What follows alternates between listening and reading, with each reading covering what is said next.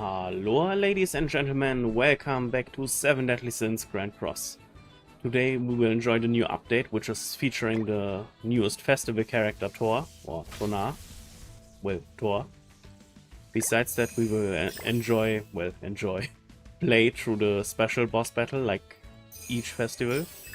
Also, we will dive into HRAESVELGR, the bird, because floor 1 till 3 actually got a major rework.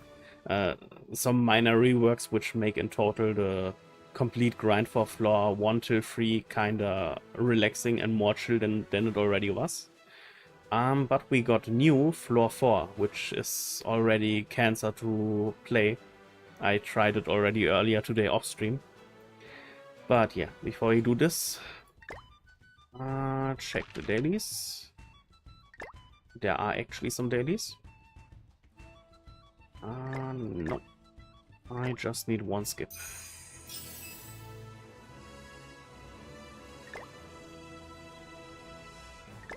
Let's remove the food and skip a Tony. Okay, boss battle done. And PvP.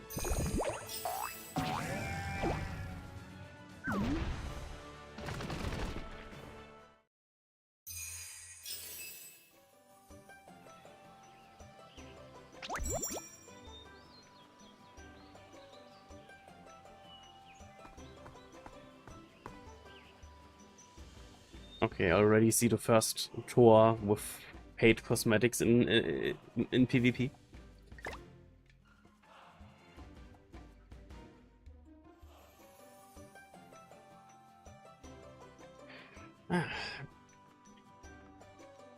Enjoying a cool drink, air conditioning.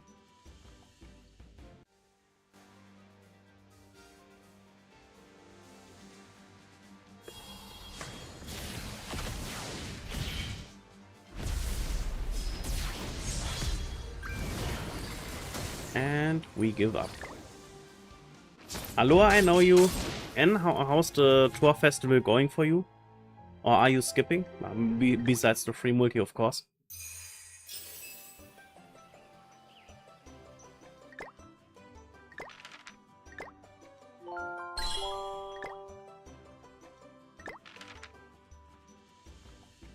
True. We also got a Book of Heroes update.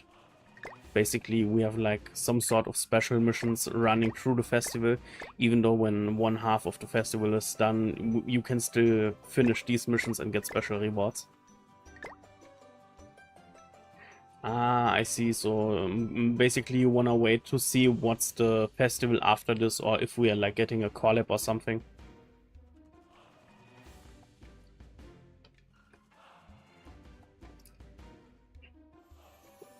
I mean, it's a smart way to do it, because technically Thor will be, I mean, she will be mainly just be unknown unit for the, of course, unknown PvP team. Besides that, she will just most of the time get used to grind and farm the floor 4 of the bird now.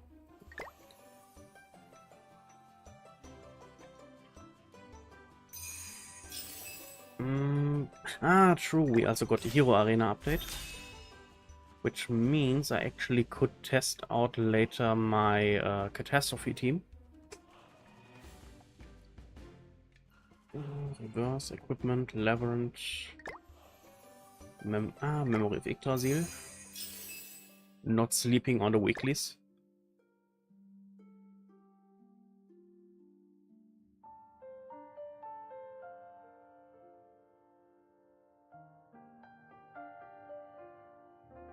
Oh, I don't know how her after damage gets calculated. I only know that basically divine damage dealt and damage taken inflicts additional damage equal to 30% of the stored damage when using a skill. Okay, basically the moment you cap with 30k, not 30k, 300k damage by damage dealt or damage taken, you do, I guess, 30% of this, of the stored damage when using a skill.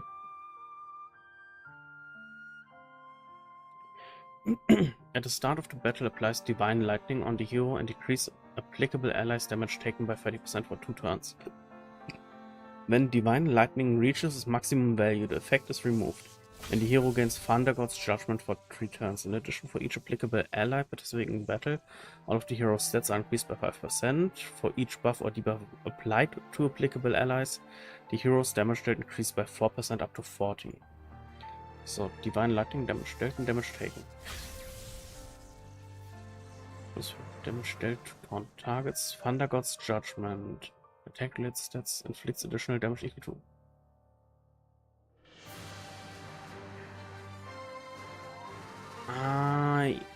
Basically, yes. So, while she has Divine Lightning,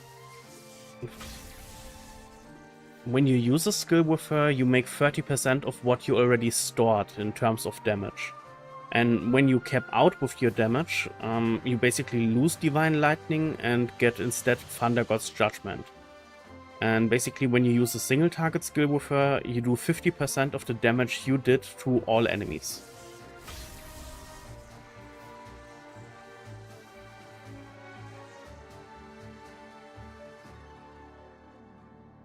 And when you lose a Thunder God's Judgment, applies Divine Lightning when... Yeah, applies Divine Lightning when removed. So when Thunder God's Judgment is like running out or gets cleared by like... I guess like something like Cruel Sun, like some buff cleanses. I don't know if it's a blue or gray buff. When it's a gray buff, then basically you just reapplies Divine Lightning when it's of course running out. When it's a blue buff, then basically the enemy tries to cleanse your buff and basically gives you just a weaker version instead. But overall it looks like she's with each skill basically doing aftershock damage. Or after damage.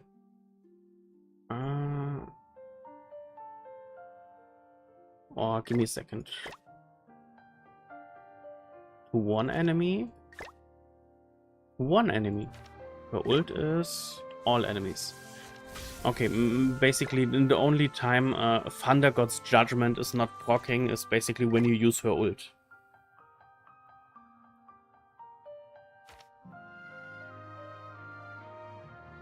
Okay, I see.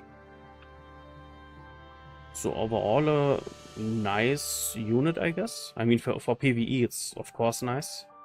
Because single target bosses are kinda a thing. What else? True, we also have the free banner. When you hit the first pity, you get a free Megelda dupe, or your first free Megelda, depending if you kinda missed out on her. For the 200 pity, we get Goddess of Beauty Freya for the Nidhogger teams. And then the thing that kinda annoys me, what I saw this morning, is this is not a selector. You basically, the 300 pity is you get a random SSR out of this pool. I was like, when you can pick at least guaranteed one, I can guarantee to get Ominous Nebula, because that's the only character I'm actually missing from these. But now I actually have to hope and gamble that I get Seldris out of this, because he's still missing in my box. Like, come on, game. Yeah. And Netmarble for some reason puts him like really rarely in some banners. I mean, not like he's an awesome unit or something, it's just he's missing and he would kind of push box CC. But in terms of box CC, this festival is overall kind of nice for my box. Like, Thor would be new, Kusek is featured in the banner and would be new. Of course the new Skadi. Like, Frey, Freya and Tyr are all needing ult dupes. Like, the normal Frey is still ult level 1. Like, I see so many video guides where people use him for like the doggos to do like a lot of the death extra damage, and I cannot do a lot of extra damage because I'm still freaking level 1 with him.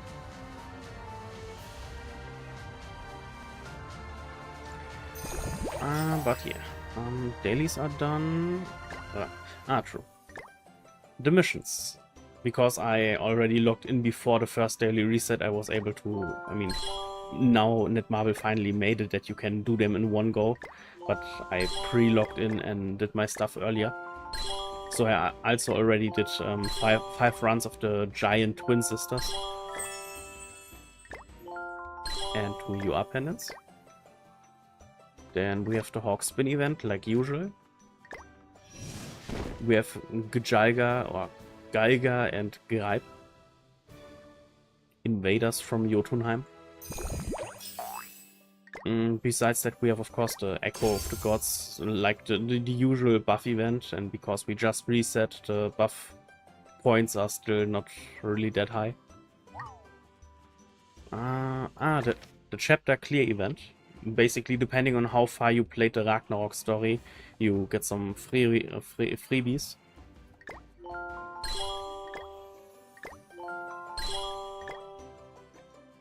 So I guess at some point today we will play chapter 6 and I guess play through chapter 7.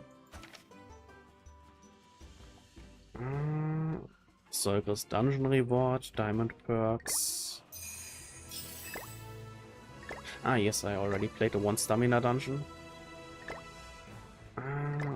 Until there's something more going on in chat, Aha, nice try.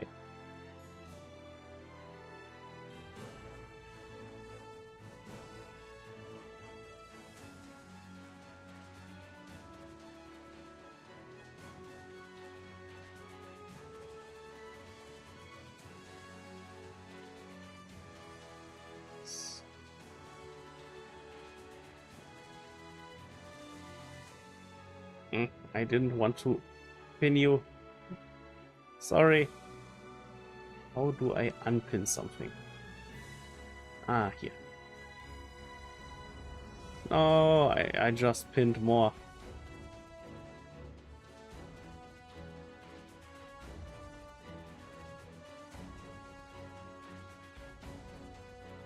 Okay, better.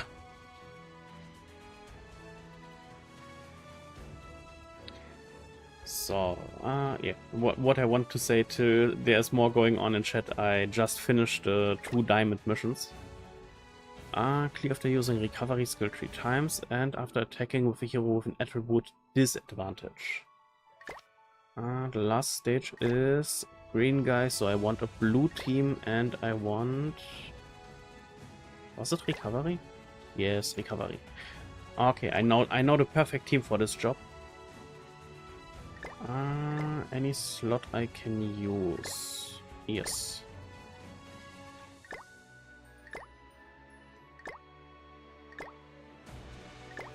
Even blue.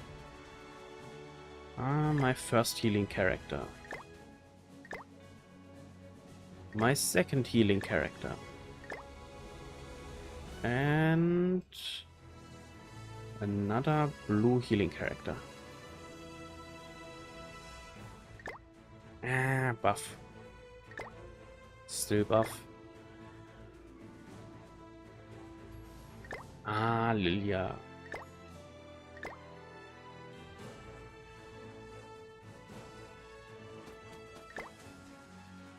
Can I give you Lys's gear?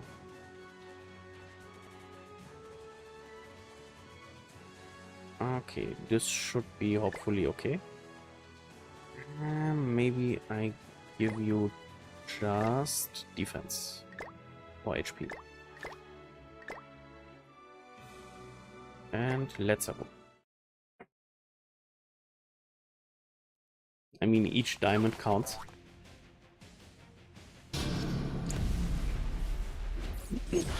Aloha, Alvin. Not much. Just finishing some side quests for more diamonds before go... no! What I wanted to say, just starting some side quests before doing the multis on the Torvanner. Oh, he actually survived.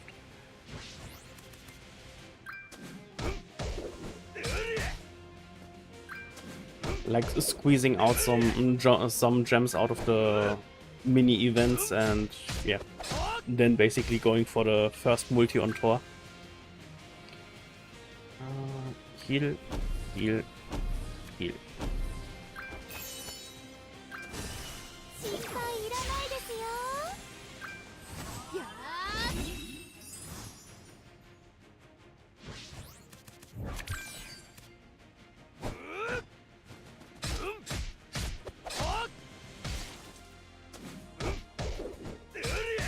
Oh no, that damage. How will I recover from this? Full heal.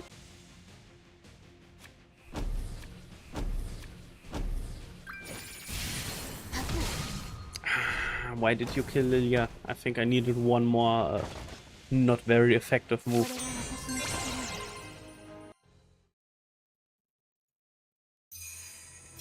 And by the way, Alvin, how's the Thor festival going for you? Oh no, actually. 3 times, okay. Then the Zarathos missions are done. Ban. 5 times of attribute advantage and using rank 2 skills 4 times.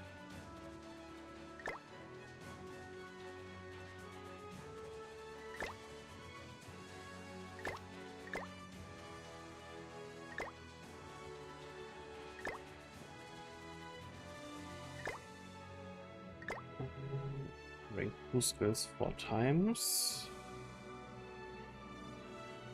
This will be Gopher. Single target Gopher. Vial. And what did you have in your team? I guess blue single target is also okay. Character with 2 blue single targets. Esteros.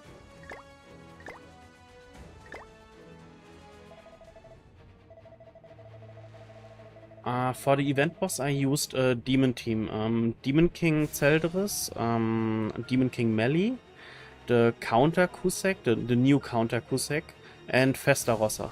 I can, after this mission clearing thingy, show you how I use the team.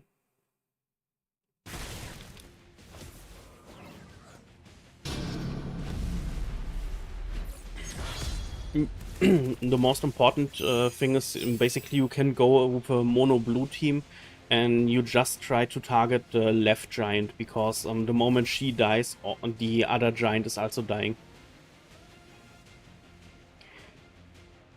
I don't know if it's Halloween Slater or the SR Slater. When it's SR Slater or SR Slater, basically people just bring him that you crit guaranteed, because he can reduce the enemy's crit resistance by his crit rate. What do I do? I rank up Festarossa, then I attack you, and I attack you.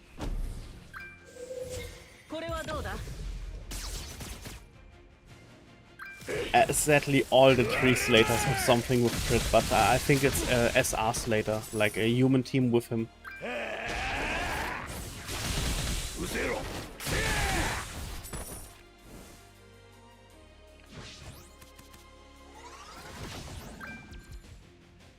So,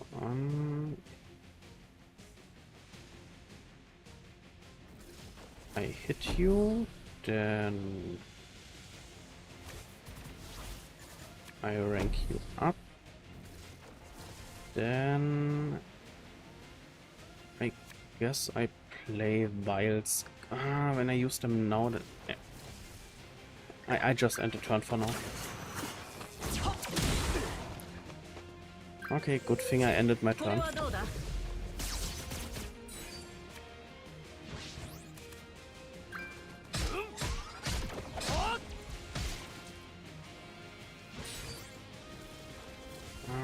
I think...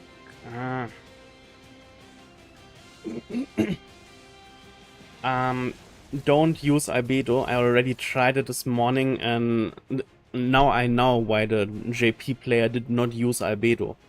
Something Nagato kinda forgot to mention in his video is the bird has now a passive which reduces damage from counters and reflect by 1000%. My Albedo had 14 buffs earlier this day, and she countered with like 16k. That's it. Like this is basically nothing. So I kinda progressed far, but yeah, it kinda hurt. It was just not funny.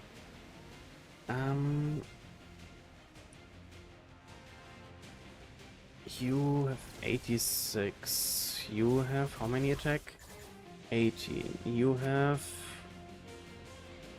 you make double. You're very... you kill. I go for the rank up, and I go for this one. Oh, give me a second. Rank up. Rank up this one.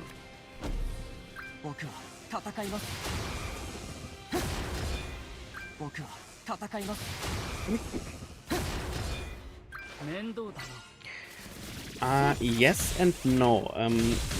The floor 4 is hard, but Netmarble did a nice thing and they made floor 1 till 3 much easier.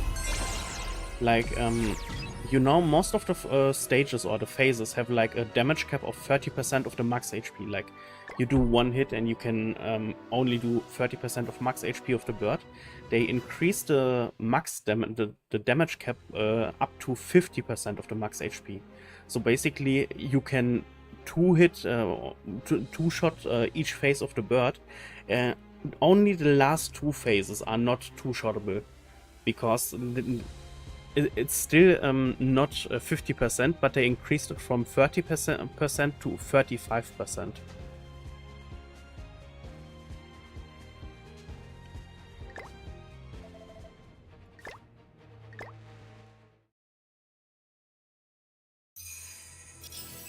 The good thing about this is true, I should collect the diamonds from the Zaratras event. Clear after using rank 2 skills 4 times.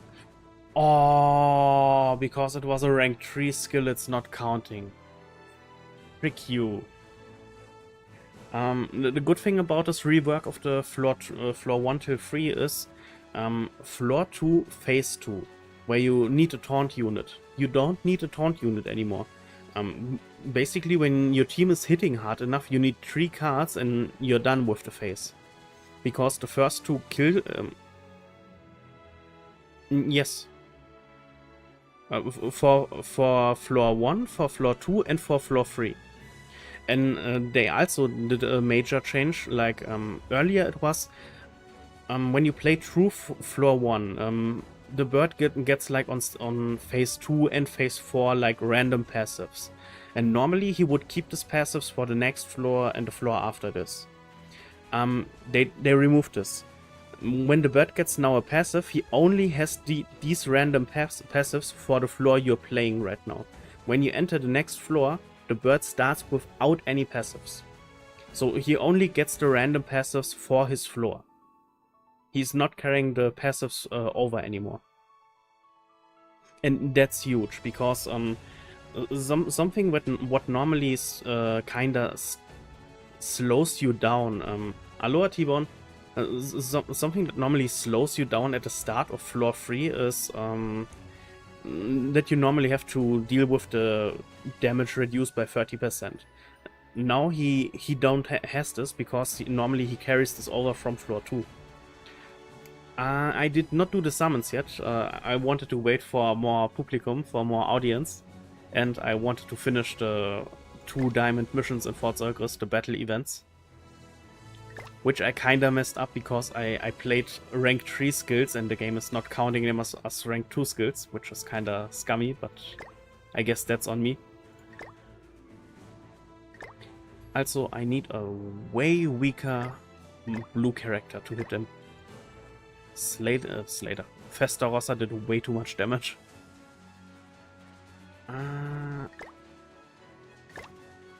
Explosion... HP. Okay, both of them are single target. Jericho, you're in.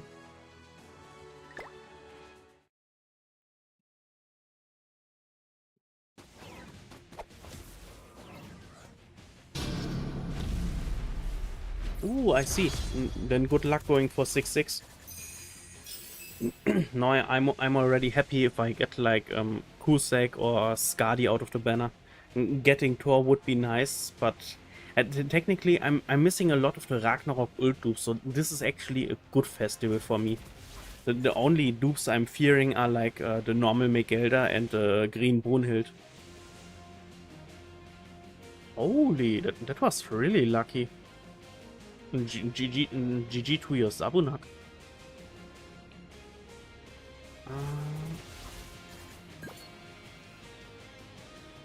Actually, here and here,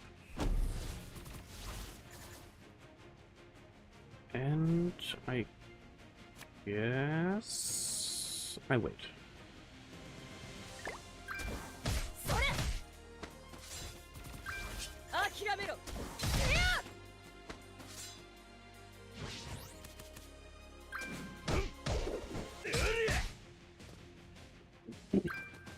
Yeah, right now I just looked at I finished these missions, then I know you the team I'm using against the giant twins, the event boss we have right now, and after this I would start going to the multis, and I guess after this I would go playing the Ragnarok story, because there's some Ragnarok story event where basically when you play chapter 4, 5, 6 and 7 you get some special rewards. I hit 2 times very effective.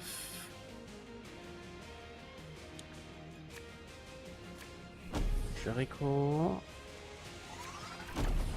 3 times very effective and a rank 2 skill.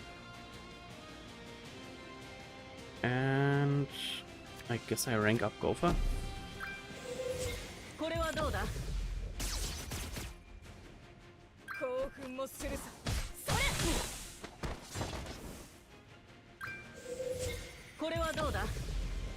Sorry, war da.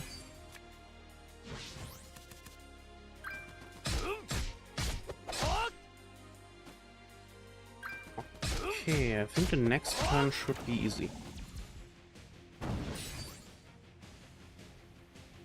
Rank 2, Jericho.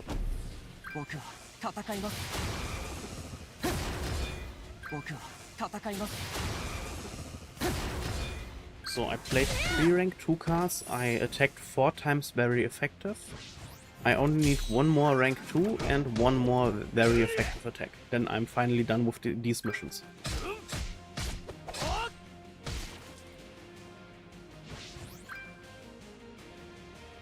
Rank 2.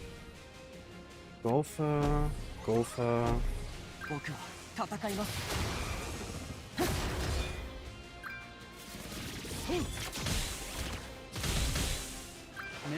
Good thing this did not kill.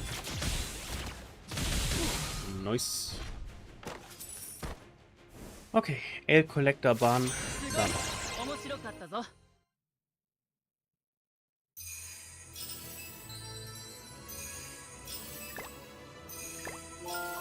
Give me the sweet XP potions.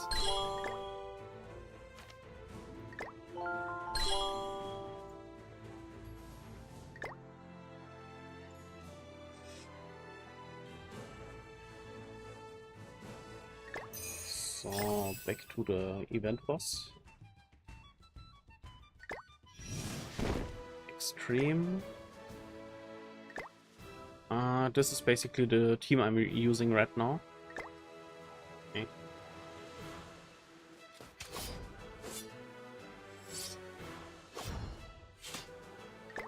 Equipment.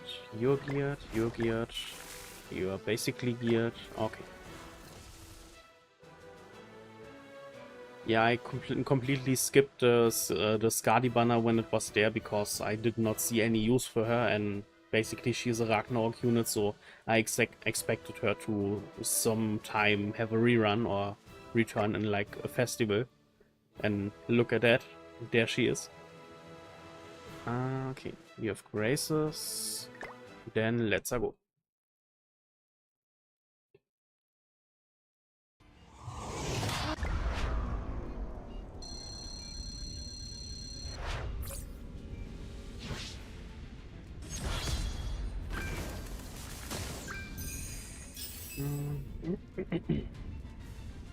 Yeah, my turn 1 is basically the stance with the new Chandler, then the AoE, and the Flood into the... how's the name of other skill? Flood into... covered action. The first turn is not that much damage, but basically the two giants give your whole team red debuffs, so melee cleanses them down, he gets basically his hand rank upped, and he has like the Demon King authority buff, and then you basically just slap the left one. Here we got a rank up, so single target this, AoE, another AoE, and I guess Demon King AoE. Now she loses her ult, she has to berserk, and basically you hit her 3 times, or she does 3 actions and she dies. Basically like light Escanor. You can completely ignore the giant girl on the right side.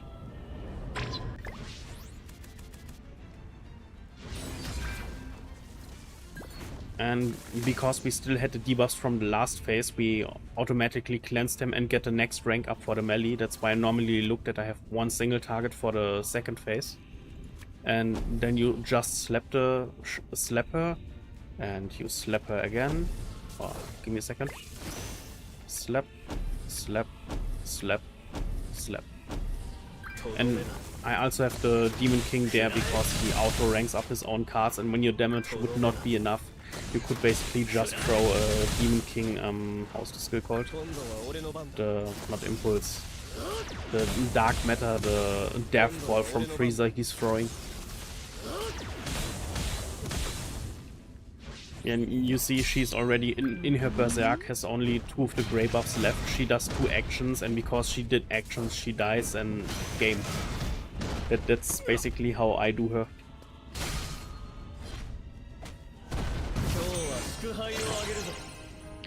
And technically, I think you could also just use an Albedo team against her, or a blue human single target team with Roxy. Like a light Escanor, blue Roxy, whatever humans you actually want in your team.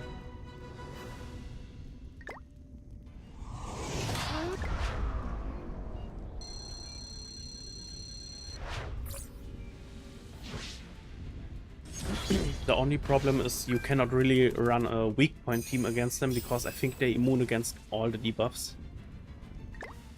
Yes, against all debuffs. What's funny, because the game is recommending you to bring units with the Dissolve debuff. Yeah, how do you apply Dissolve when, well, the enemy is immune? And I don't think they meant the Dissolve effect, because they specifically are talking about the Dissolve debuff. But yeah, stands up, AoE, and then Festa Rossa, Festa Rossa. This is not really to do much damage, just to apply all the Seeds of the Dark, or Seeds of the End, or how is it called, and all the darkness effects of Festa Rossa, which also increases the damage melee is doing the next turn. Like, now I'm lucky and I get like a second melee single target, but normally when I don't get one, I use the AoE and then I just throw some hard-hitting cards.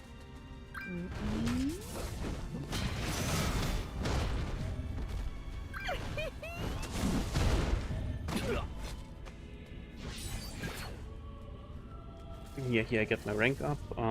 Now I just do it like when I would not have get a second card here. I guess another Flood, another covered action, and the AoE of the Demon King.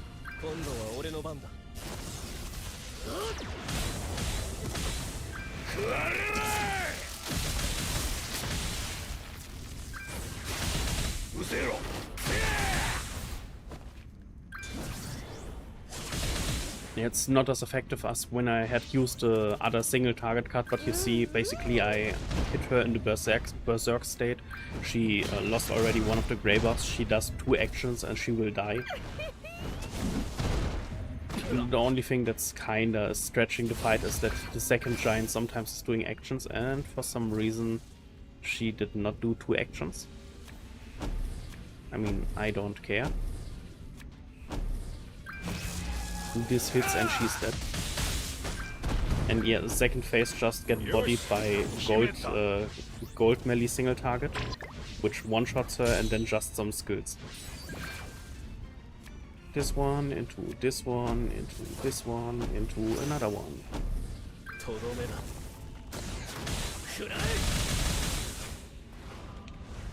Enough damage for Berserk.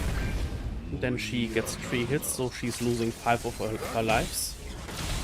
You see, she has 3 ult orbs flashing up, so she should use 3 actions. And that's game. 1 action. And GG.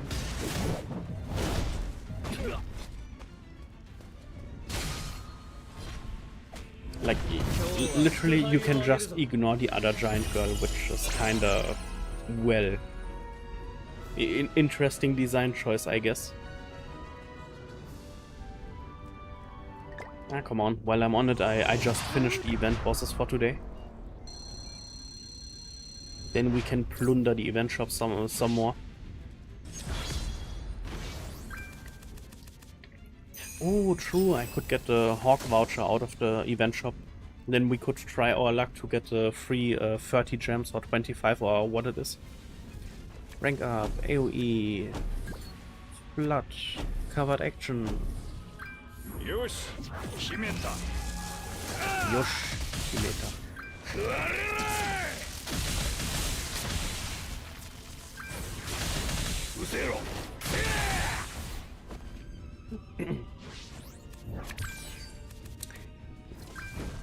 This is not the merch I needed. This was a wrong merch on so many levels.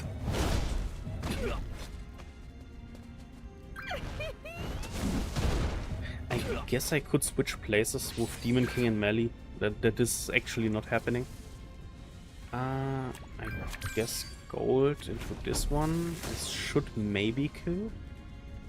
And then I guess I can just throw this one in.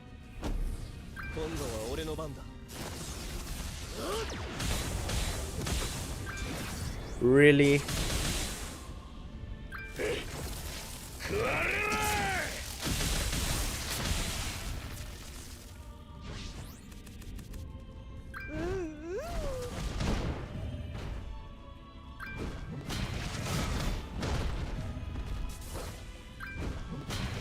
Okay, that's phase 1. It's so anticlimactic when she does the attack and is just falling down like the hell. Get single targeted, get AoE'd, AoE'd, and AoE'd.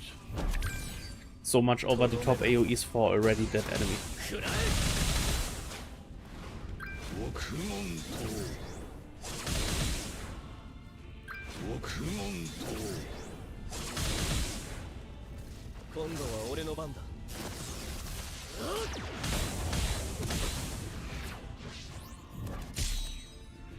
Come on, do your 2 actions and die.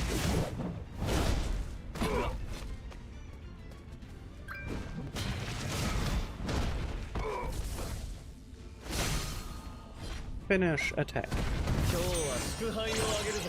Come on, 2 more times, then we're done.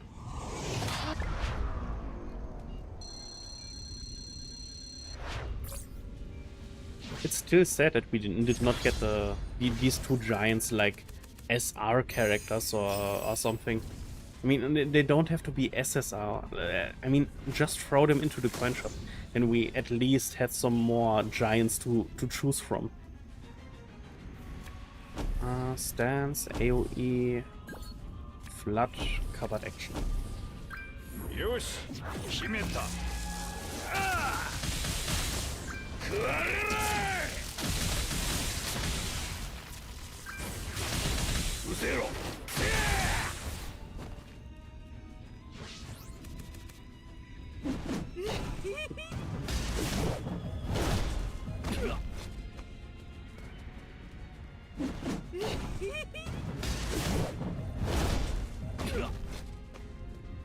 I love the fact that characters who assume a stance are not getting like knocked back or knocked in the air when stuff happens. Like they slightly flinch and just stand there. Get single targeted, get AoE'd, get AoE'd, and it's not a AoE, but I guess.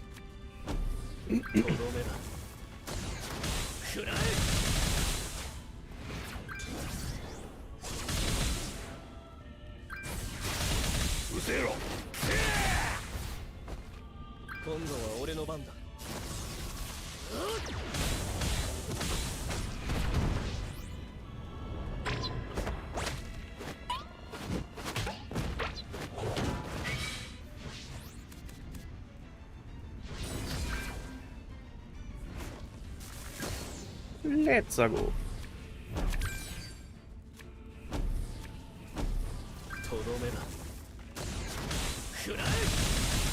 Kill, berserk. Losing 3 stocks.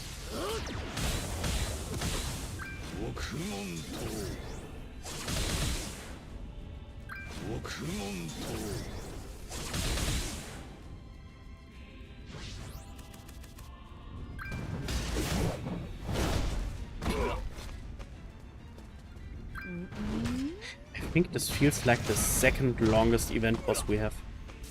I think the longest is still Crocshell when you like don't have like a full ignite team.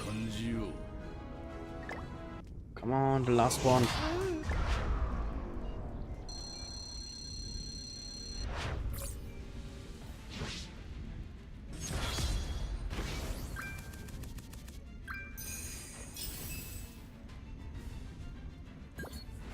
Stance, AoE, flood, covered action.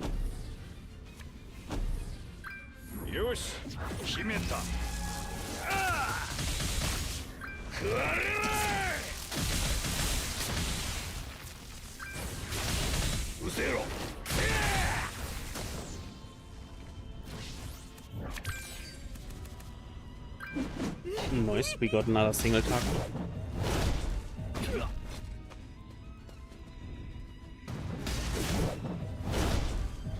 Come on, die faster.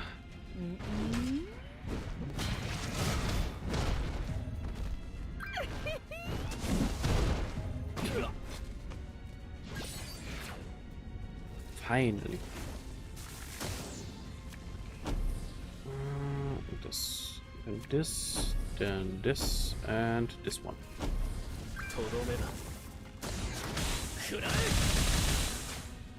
Berserk. One hit. Ha ha ha. 2 hits. Ha ha ha. And game over this. Phase 2.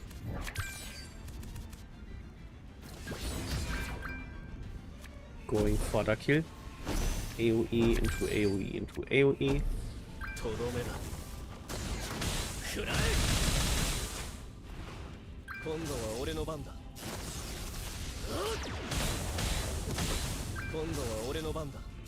It's just so meaningless that the second girl is standing there.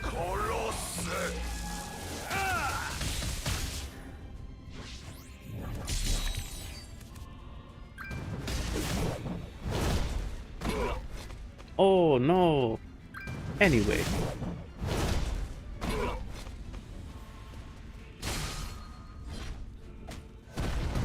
And that's it.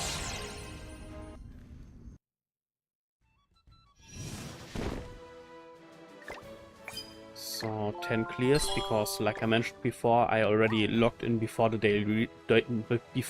daily reset, but after the update. The Hawk voucher, the lucky bag ticket. Anything else I could go for? I guess the pendant. Because in the end we are all dependent on them. Lucky bag. Okay, chat. Your call. Which bag? Like, we have 2 tickets. Like my math teacher always said, there are no wrong answers.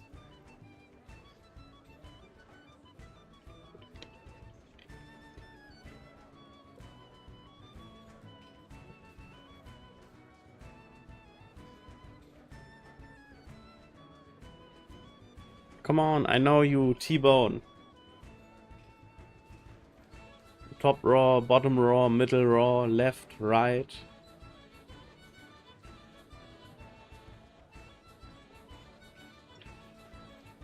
Come on, anybody.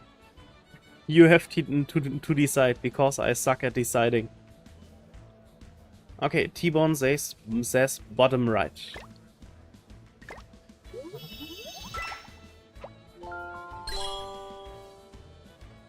I guess I take it. I mean, mostly the XP potions. Okay, I know you. What's your call? All good.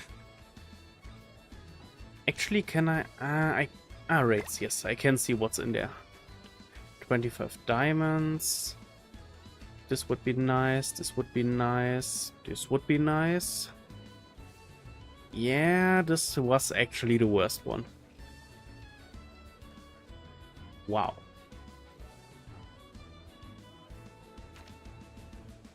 All good. It looks like I know you is not there, or nobody is there besides 2, so maybe you want to do the second. I mean, you already picked the worst, so it cannot get any worse. That's the good part of it, the good side of it.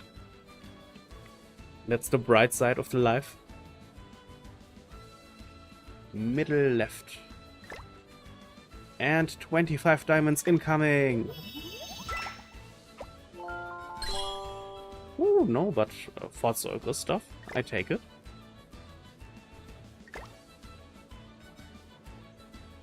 From my point of view, this is actually, I think, the second best I can get out of this. Like, the anvils and stuff are nice and craftsman stuff, but a lot of raid stuff you can basically farm. The pendants. I think you get more pendants out of the 5 dungeon keys we just got.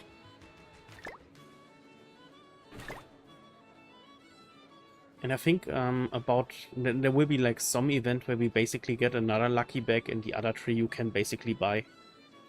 But for now, let's check out the Thor banner.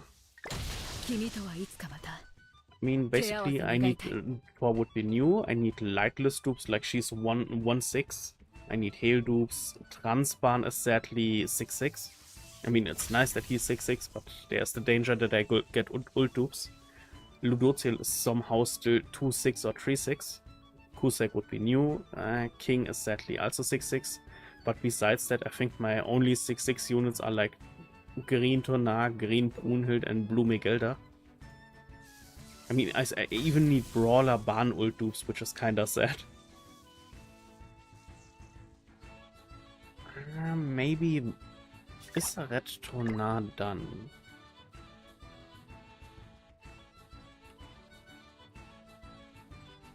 Tonar. Ult level. Oh, I would actually need the ult level for her.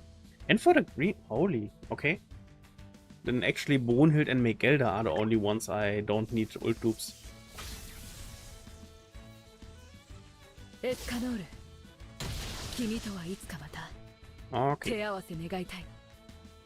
Then let's go.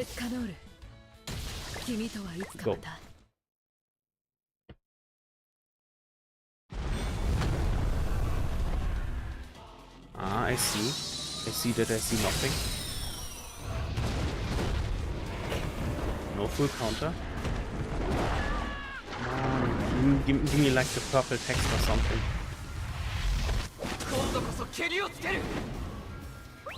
Wow, blue text. Thank you.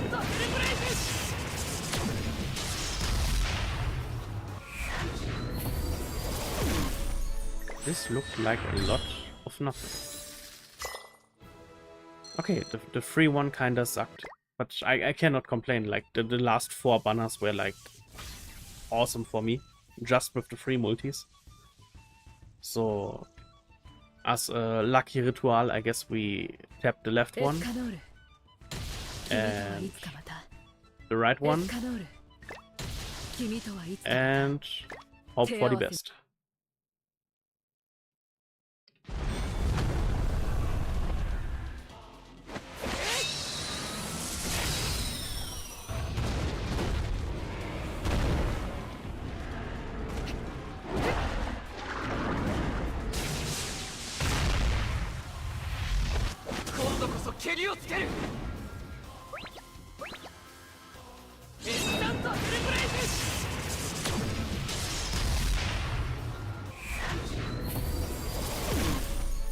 I see it will be one of these festivals.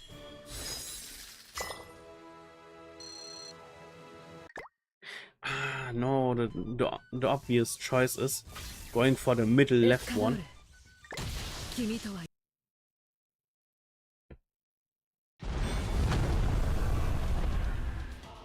Yeah.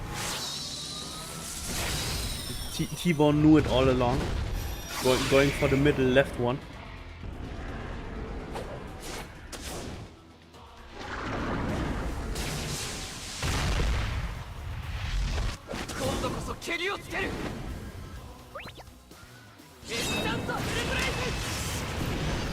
Oh, we won the air combat.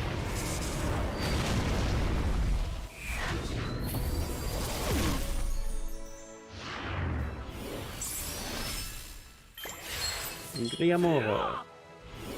Sorry. Gorillamore.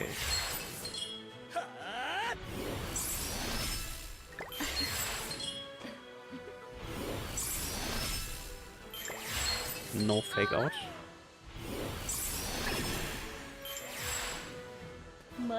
I take Ludozildu.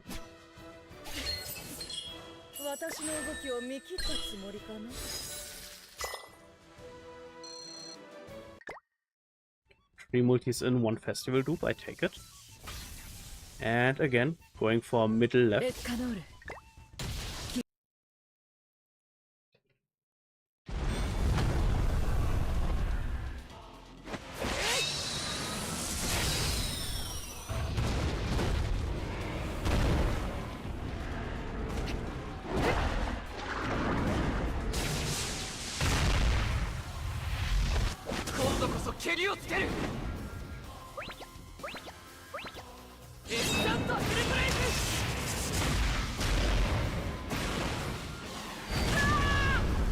Demon King animation would have been awesome.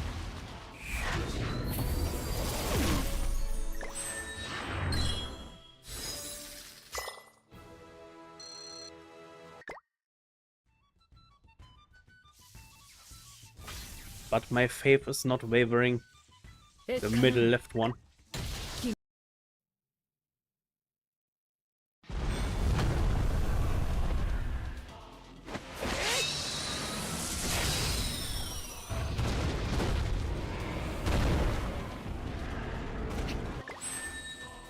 Yeah, this already looked like nothing.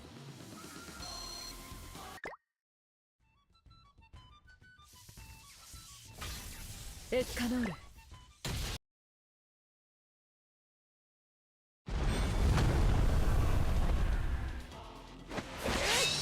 on, do some full countering or something. Or some full nothing.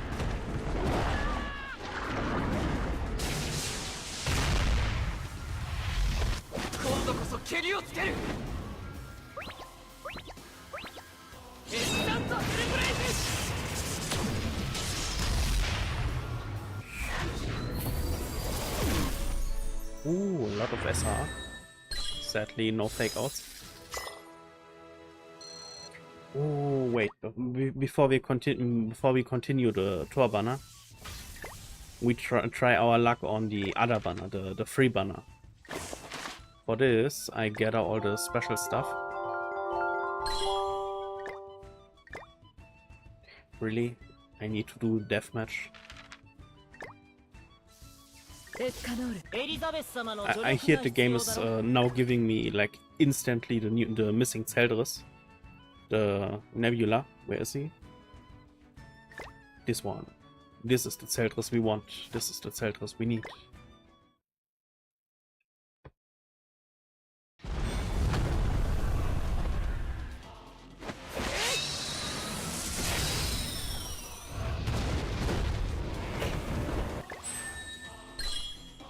Okay, a lot of Twigos. This is a good sign for the next multi.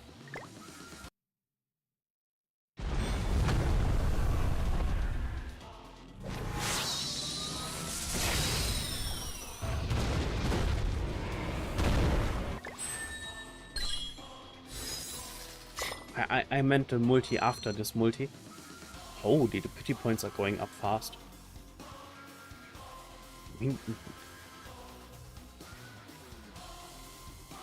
Okay, basically you do 10 multis and you're already hitting this one. And we get like 20 multis out of the event right now. Like just the lock-ins and the book special missions.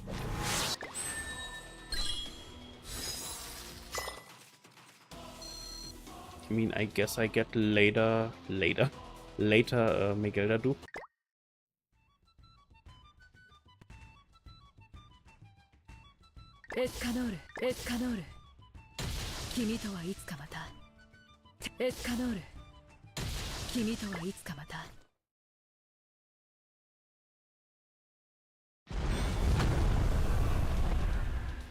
Ooh, a sun. Ooh. Ooh. So many O's. So many sun. So many full counter.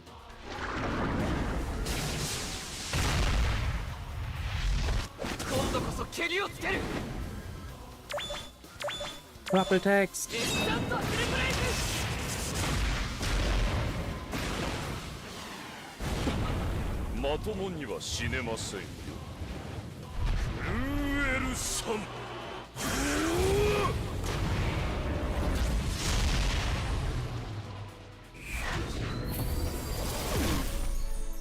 Wow.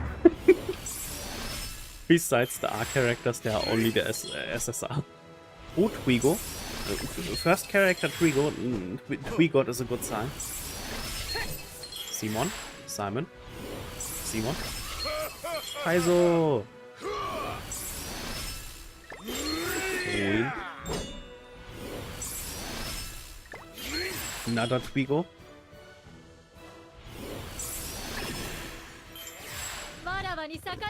I guess Summer Freya. Not the Ragnarok goddess I wanted. But maybe it's the Ragnarok goddess I need. Come on. Ooh, Kusek! That's new. Okay, I got one of the 3 missing from the banner. This is huge.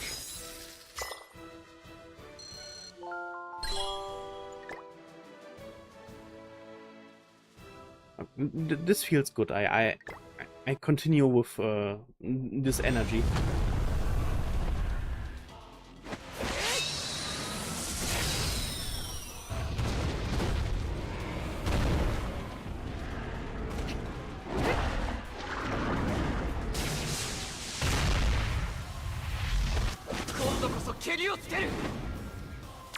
Ooh, SSR.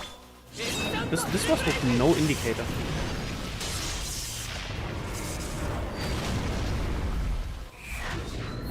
Ah, it's a fake out.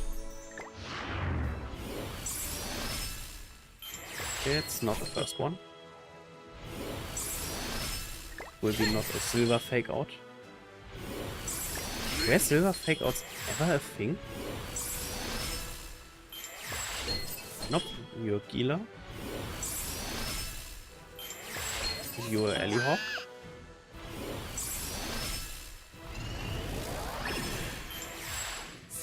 Ooh, Ragnarok war.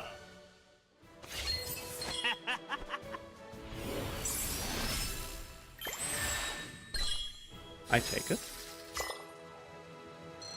Let's keep them rolling.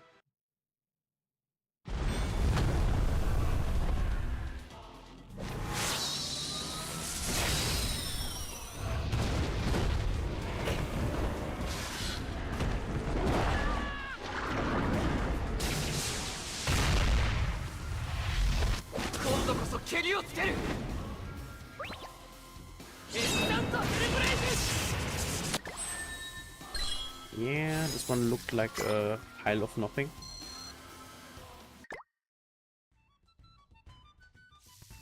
So we hit our first pity.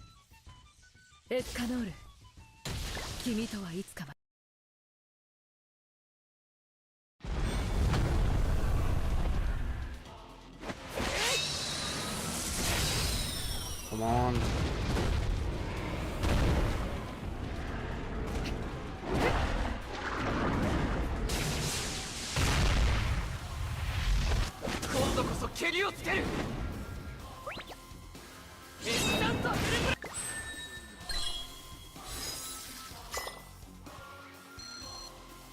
And the pity is Blue Megelda. Okay, let's keep it rolling. Skadi and Thor, that's all I want.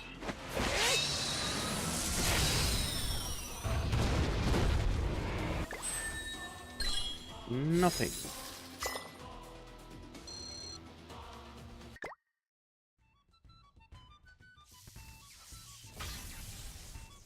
Let's just tap the hammer. Can I tap the hammer? Yes, I can. Oh.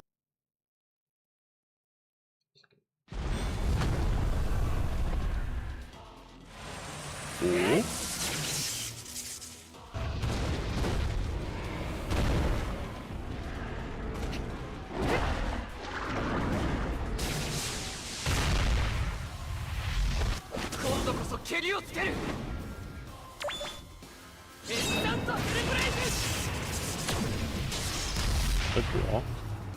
We don't take draws here.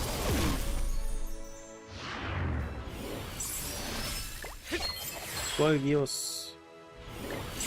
We go, that's a good sign. That's the ult loop I need. It's like a Frey or a Tyr, or maybe a Thor, or a Skadi. Marafas. No, it's Ragnarok Lost Lane. I don't even know if you need ult levels.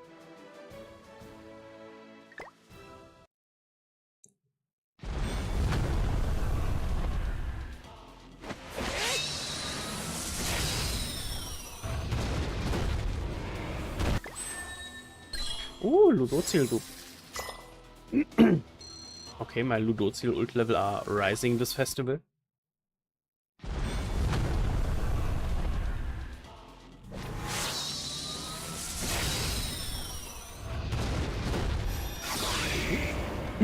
Okay, full counter.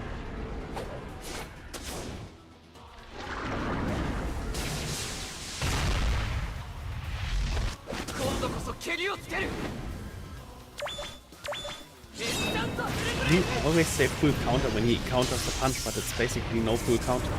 He's full countering when he has lost pain. Come on. The new Skadi or Thor. The new Skadi or Thor. Let's channel it. The new Skadi or Thor.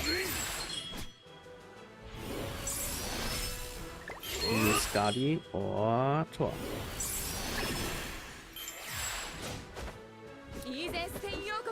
Nope, the Ragnarok unit, I already have 6/6.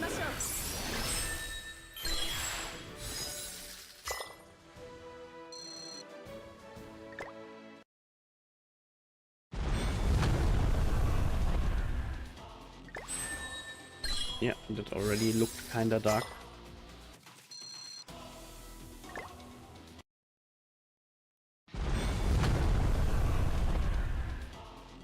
Wow.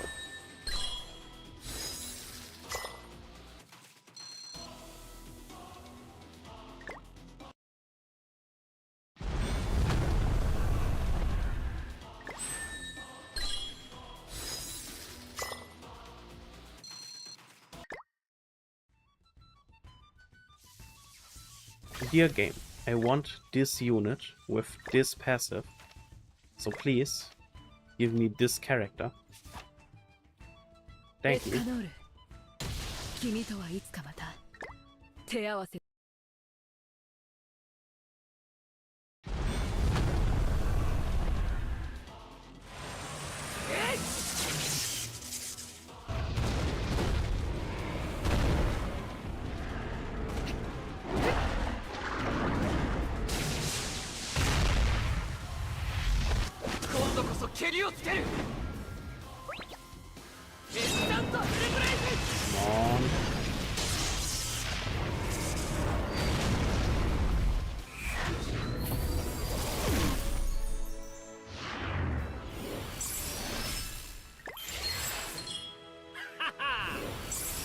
I mean, maybe it's lightless because there was Hawk in the animation, so it could be SSR melee, which is kinda the Ragnarok Lost Vein, or lightless.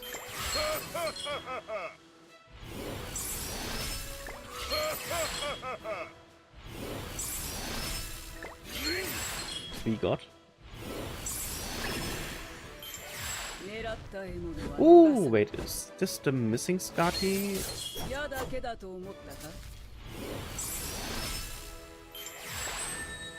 Ooh, it's actually the missing Skadi.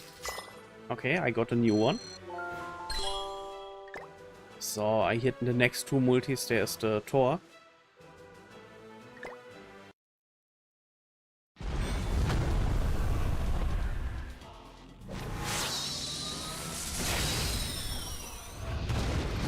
Ooh, full counter. Physical counter. Just a counter.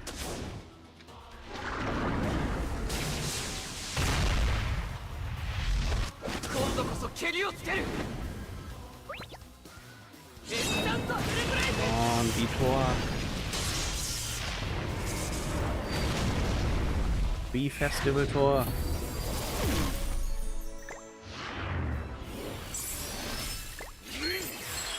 We got Dreyfus, Aquaman. Oh, no, Jude. Cannelloni, Marafas, Taizo. I think Ludociel is now max ult level.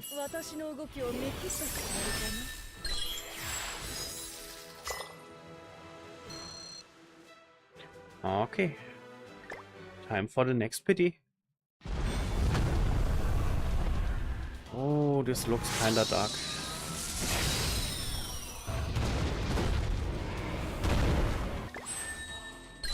Yeah.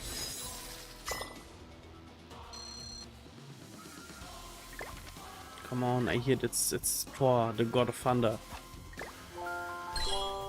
No, it's Ragnarok Lost Vein.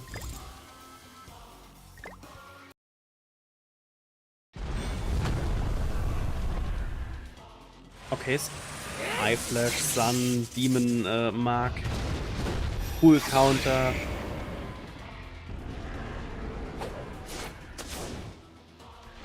Okay, now it all comes together. The pain and the pleasure. There's no reason why. Of course, purple text.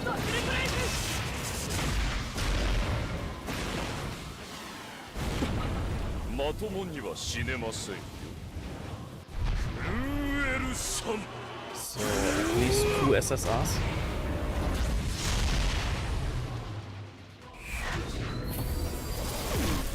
Ooh, 3 SSRs.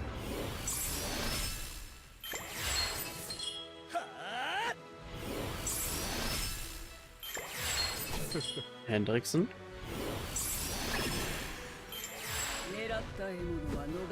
The new Skadi again.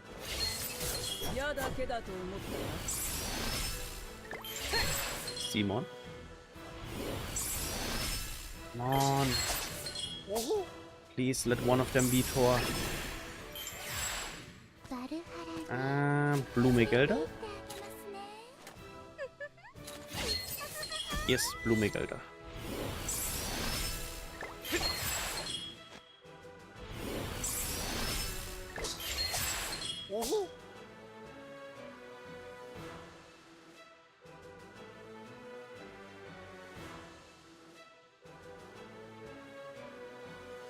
Aloha, I'm Sweater Weather, and thank you for the follow.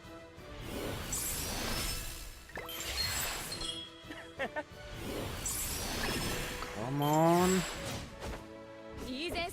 At least wedding Brunhild.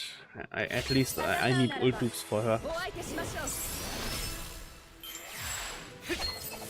Aloha, and how's the festival going for you? Ah, 3 SSRs and the Miguelda kinda hurts.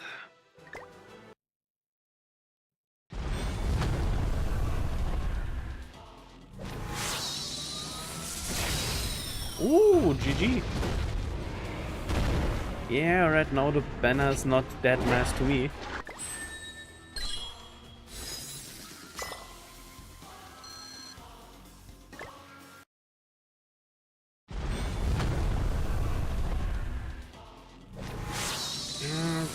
Going for a copy on her is kinda tough because basically with ult level 1 you get a passive that when you survive a hit with less than 50% HP, you're basically triggering her ult passive directly, but try to survive with 15% HP after, in PvP after getting hit by a Escanor or something. Basically, the ult passive is kinda worth it when she's like ult level 5 or 6, when you have like the 30% threshold. But even this is kinda well.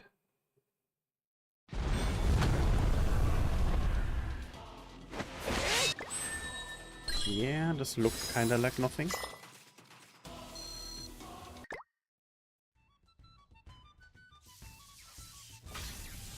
Escanor, 君とはいつかまた手合わせ願いたい。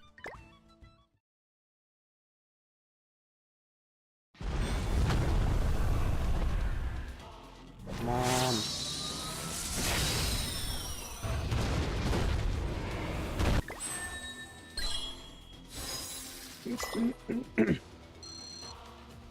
Yeah, this festival kinda hurts. Oh.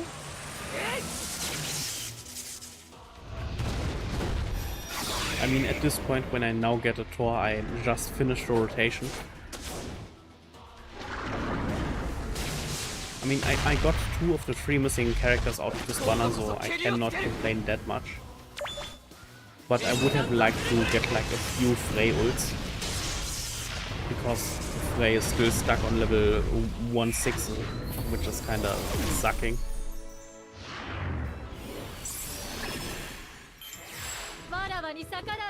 Frey, not Freya. Ah, there was also Wedding Brunhild as a fake out in there.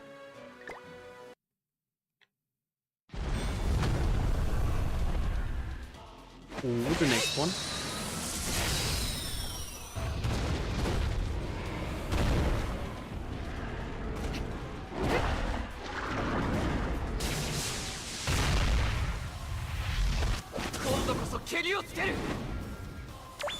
Come on, give me Thor, or Frey, or Thor, or Frey. Maybe Thor. But it could be also, oh my god, it's the last SSR in the multi. I don't want to skip, I want to be epic animation in case it's Thor.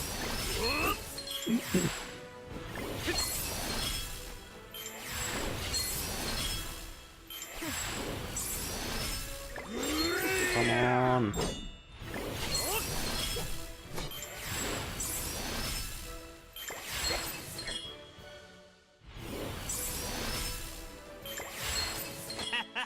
Prisoner Bahn.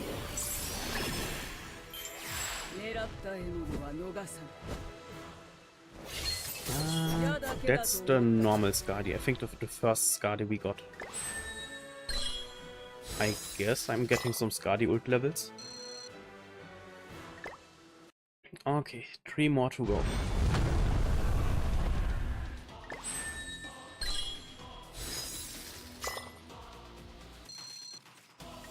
Come on.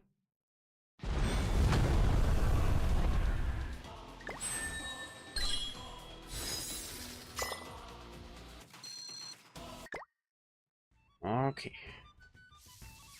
Time to touch the godly booba エスカノール and hope 君 for と the はいつ best. かまた手合わせ願いたい I hear it, I just get her in this multi and then I get like... doesn't look like I get anything in this multi. Ooh, maybe? Maybe, but just maybe.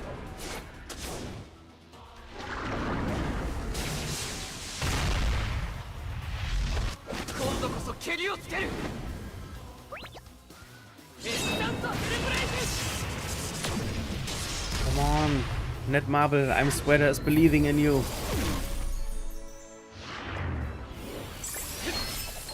Golgius, Simon, Kaizo, Hendrickson, and I guess Blessing of Earth Ragnarok Diana.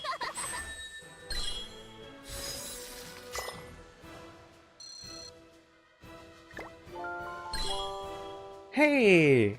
There was a Thor in this multi. Next level gaslighting.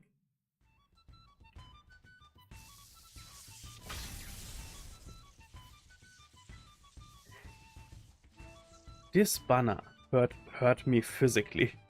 エスカノール エリザベス様の助力が必要だろ But let's check. I mean, 3 new characters for the box. I take it. I hope that I get this Zeldris soon out of the free banner. So, 自らの罪を償うといい first things first.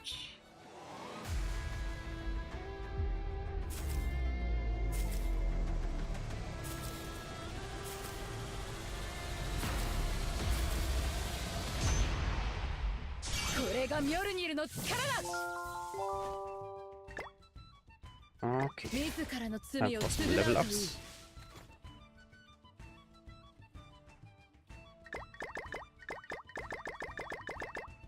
Come on, ultra success. Ah, yes, it's one of these days. It's one of these days where the game lets you know you should not play the game.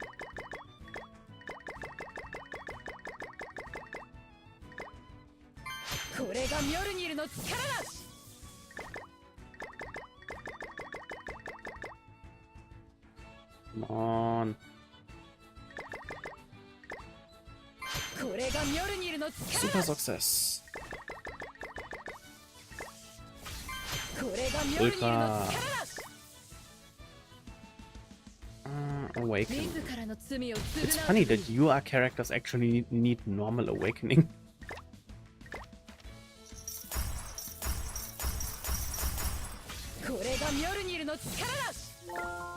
So I don't go for dukes, so I guess I can just put my SA coins in you.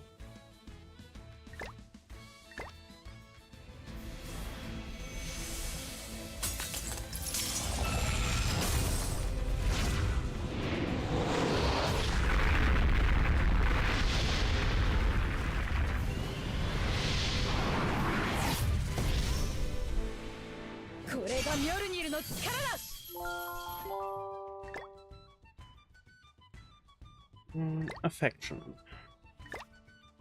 Golden Authority. A headpiece. My worst nightmare. I guess one less, one more, and apply.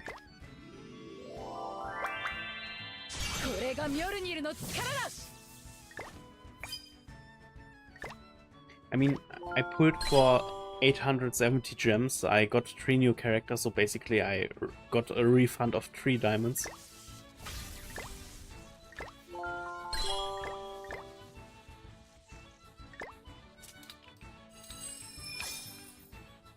So that's the cosmetic for hitting 950 diamonds. Yeah, the copium and the hopium was strong in me today. Just a normal Mjolnir.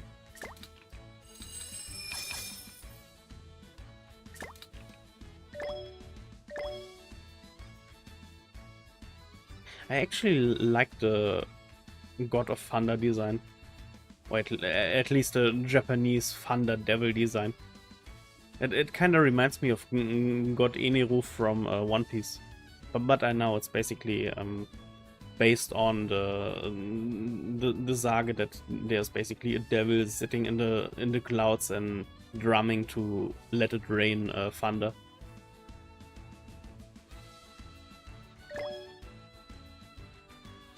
This is okay-ish, I guess.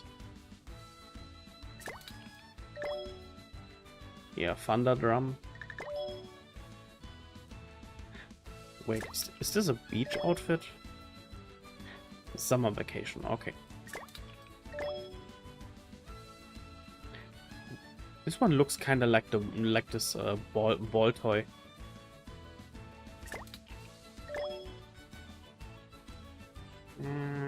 I don't like the haircut.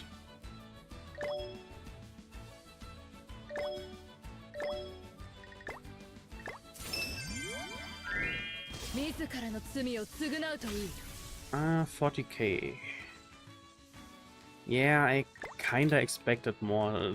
Really, the only thing I liked is the only outfit I like is the Master of Thunder, and just because it kinda reminds me of One Piece. Like, this is, I guess, 6 cells, and this is kinda a sad excuse for an outfit. And this is just like, I guess that's the design they just scrapped for making her SSR festival when they decided to, hey, let's just bring them out like UR festivals. Like, this literally just looks like the skin she would have when before you have evolved her. Which most of the SSR cosmetics for the UR characters look like, to be honest. So, but now unlock this broken passive a few years ago. Humans, you can't get away. Those damn giants, if only we had more soldiers. Do not fear. They are no match for your faith in great Odin. You got to be joking. There's no way we can win with so few of us. Hold it. Stop right there. I, Thor, will not allow any more of this. Thor? It's the god of thunder, Thor. Oh, great Thor. The giants are over there. Please vanquish them. Stop the fighting ends here. I will not allow any more pointless bloodshed. But those giants are... If you wish to spill blood, then I will face you. What will it be? We have no objections. We don't want to fight you either. Goodness, you are the god of thunder, revered by all warriors. Care to explain your actions? I'm the... Let's see if the god of thunder is truly immune to my illusions. I've been meaning to teach you a lesson for sullying my father's name. Okay, so the trial battle is basically a fight against Heimdall. Which means we could actually look into Heimdall's kit.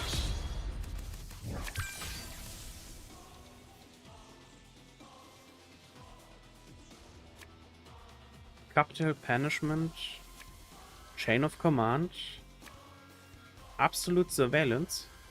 So, I guess we just play the long game and do nothing.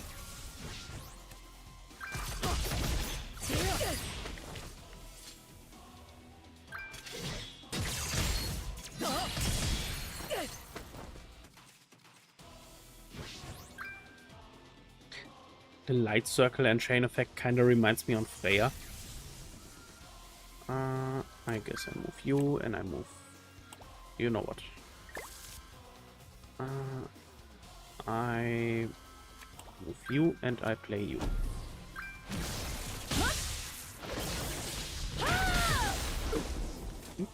Thunderbolt, 2 times crit damage.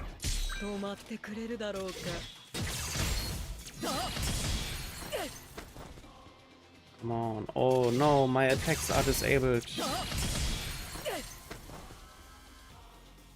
So, no 2 times speed. We watch ult animations. So, let's go. let's check out what Heimdall has to do. 寒波の視線私は欺くことはできない愚かな Okay, that's actually a neat looking ult. つまらん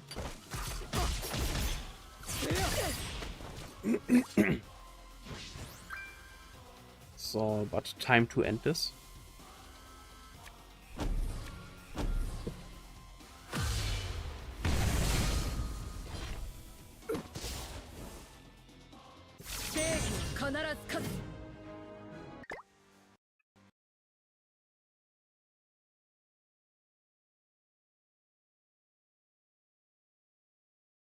Okay. The game suddenly decided to crash. That's a first.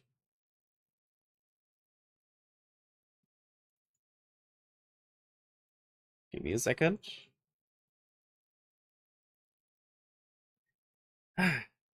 Peak. It really is one of these days.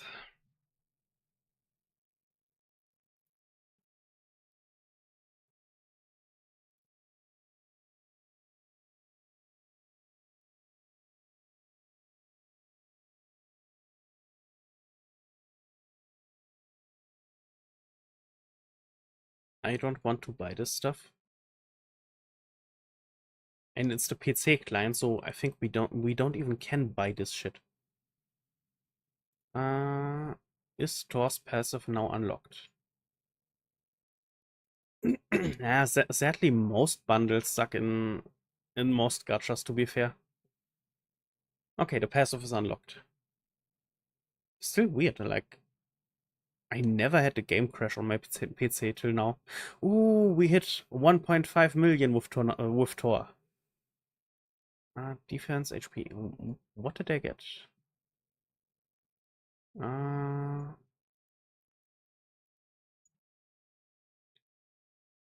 I think I got more defense.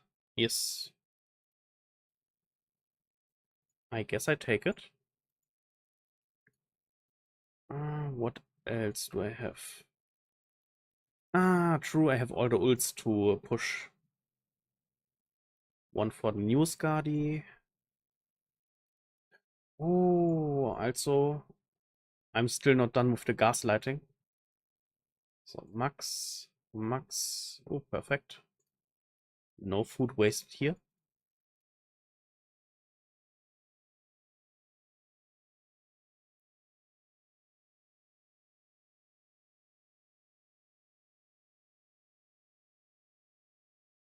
Is this a neat haircut?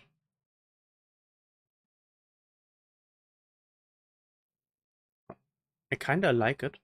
It reminds me of the one black and white 2 gym leader from Pokemon. The I think the poison type. But overall it looks kinda goth mummy.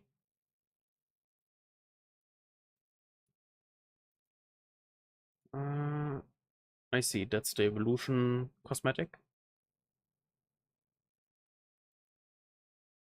So that's done. Kusek.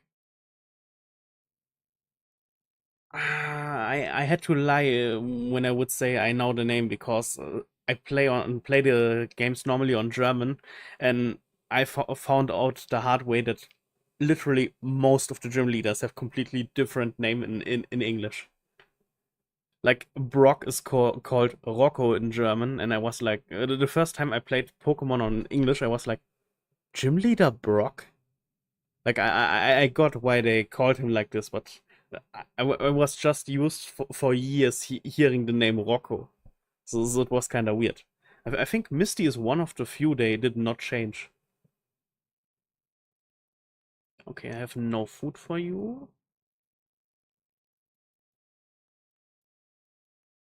And 2 of these.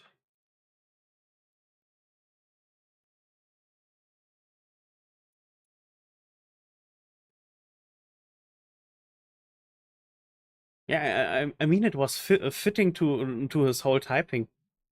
I mean, Brock also is fitting to his whole time typing. The funny thing, Rocco is not even a German word or something like. It's still having the word rock in what is meant to be English. So I kind of was confused why not the English version decided to just name him Rocco.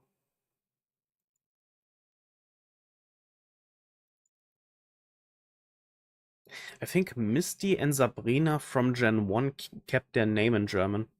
But I think Major Bob or Major Tom, the Electromon also, I think he kept his name.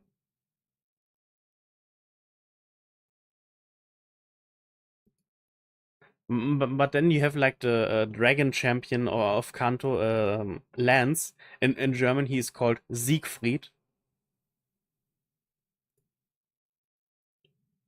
Which is like a awesome German name because it's most of the time like the name some heroes in German myths had, which basically slain some dragons. So when you as a German hear the name Siegfried, it makes totally sense that you associate this with a dragon guy. But but then I heard the English name and I was like, Lance? But he's Siegfried. Like Sieg like in victory. Mm. Cosmetic. Ah, true. He had this ugly gray costume.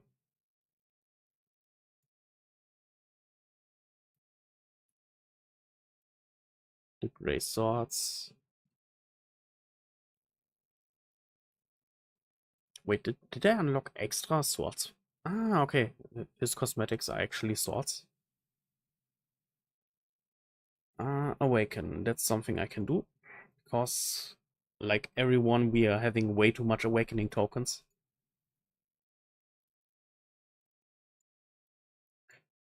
Wait, did I awaken? No, I did not awaken Skadi yet.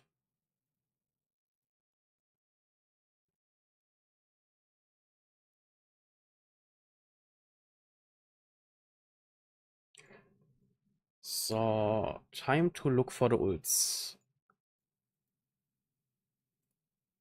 Ah, true, Ludozil. Okay. This was perfect. I was missing 3 ult level, I got 3 ult level.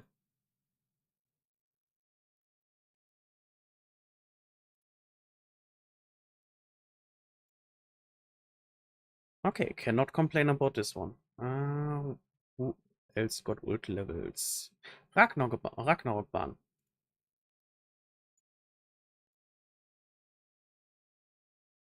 Physical Hunt. Who else? No, no.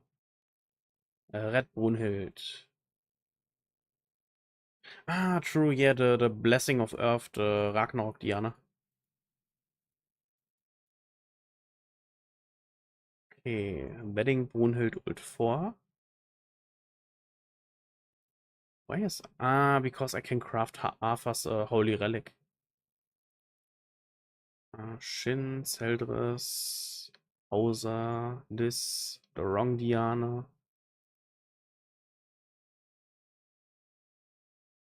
Uh,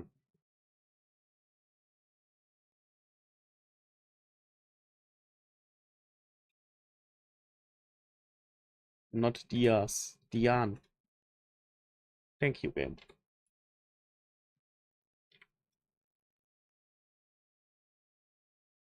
So many Diana. Okay. Yay, you ult level 2. This means you're actually getting Super Awakening 2.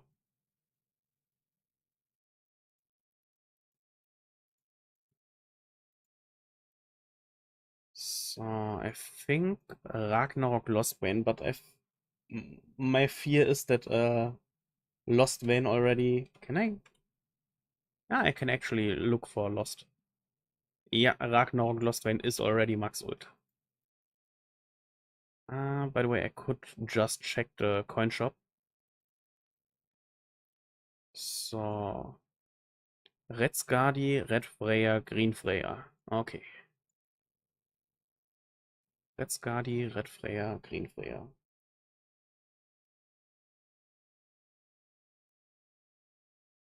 Ult 2.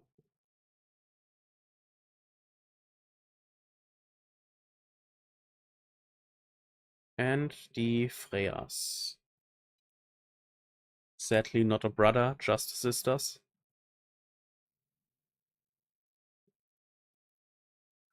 Ooh, for the new bird. What I see a lot of people using is basically Traitor melee, so the dark type melee. Megelda for heal and of course cleansing and giving blue buffs to your team. What else? Technically, because they nerfed floor 1 till 3, you don't need a taunt unit anymore. So technically you could bring Gopher, like you are Gopher.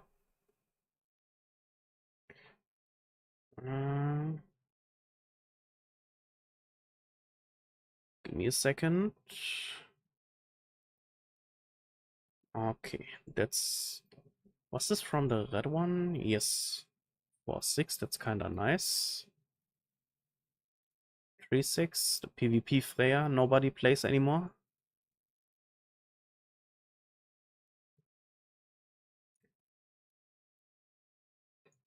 So, I mean, true, while we are on it, I could actually gear Thor. Thor. Erstin? Of authority. Thor.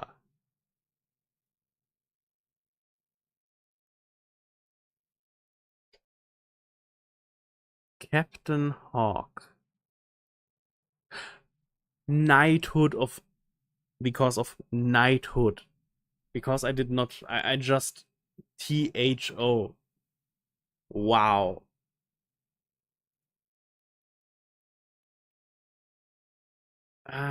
Yeah. Gearing Thor. By the way, does she share gear from Tonar? Ah, I see. Give me a second. Okay, Thor is not sharing gear with Tonar, which is basically the same character. So, thank you, Netmarble.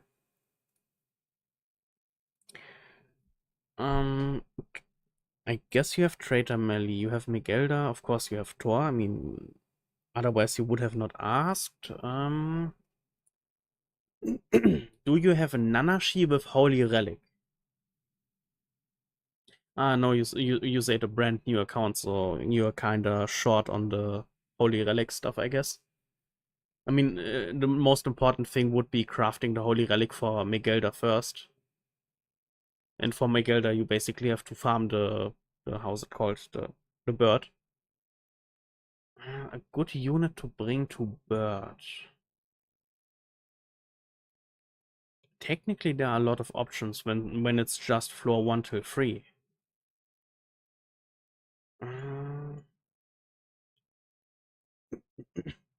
Nice. Okay.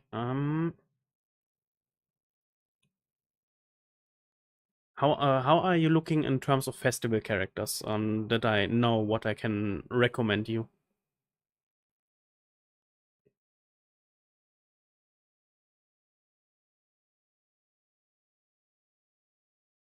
Oh, nice.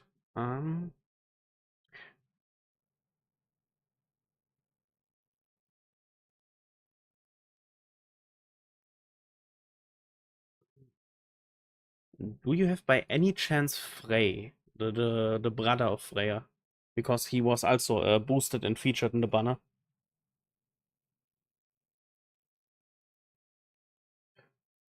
Okay, then I could recommend you build Freya, because you also will use him later for the Deer team when you have Jormungand.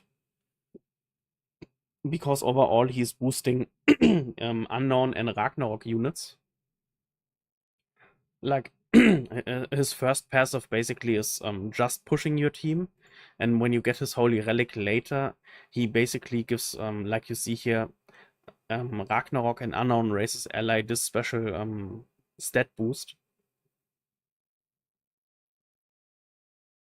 And as you see, damage dealt with single target attacks by 5% for each applicable ally on the battlefield, which Thor is only using single targets, and Megelda is also just only using single targets because her normal attack is a single target amplify and her ult is a single target power strike.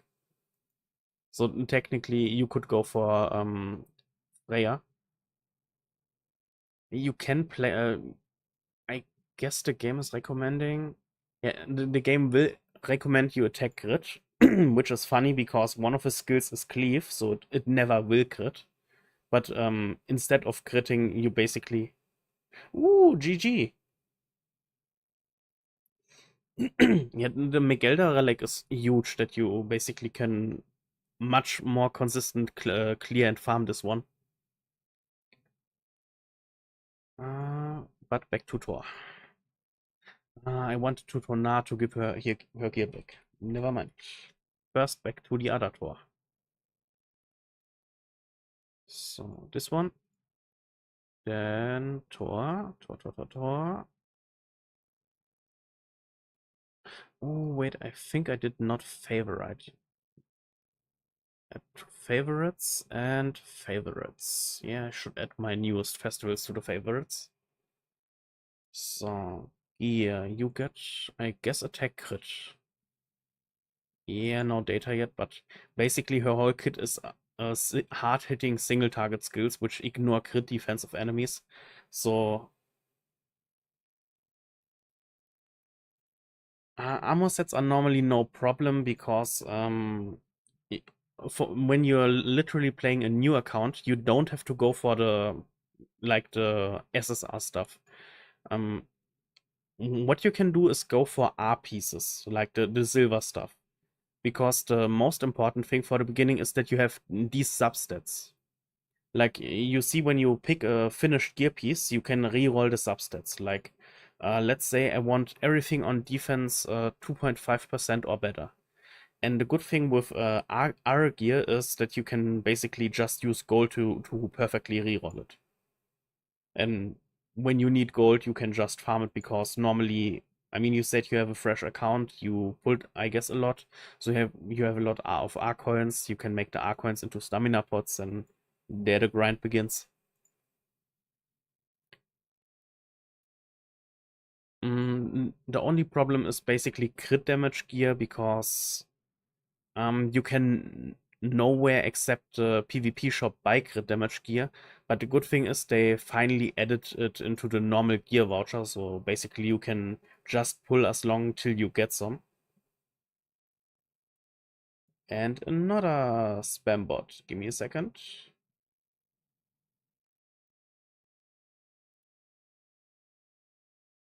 So...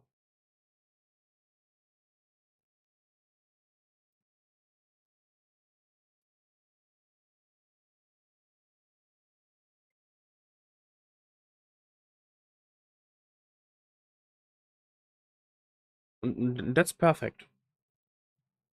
Crit attack, I'm kinda a special case because my whole team is using attack crit. I'm also using attack crit on Megelda because Megelda is scaling with her attack for the healing. Where the hell is my Megelda? So many characters, I'm chronically blind. Megelda. Yeah, basically attack set because her healing scales with your attack. Attack def is more stable on her. It's the to go option normally. Yeah, HP defense. Okay, for the really safe players, I guess they go HP defense on Megelda. Then, like you see, the second place is the attack defense players, and then there's me going full offense because for some reason Megelda is critting a lot, so I kinda enjoyed the attack crit set on her. But yeah, attack def normally is the best middle way to go on her. When she really feels too squishy in your team, you can still go with like a HP defense. But normally, Traitor Melly's damage reduce is doing the deal.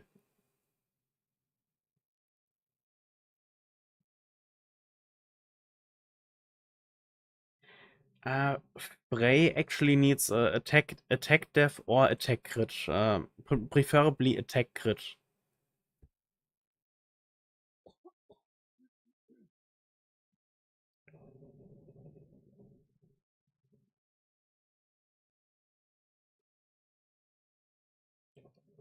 So, then my next question. Do you have Tür and the Wedding Brunhild? This is more for gold grinding, what I ask you now. But yeah, basically there's a awesome team you can make for gold grinding.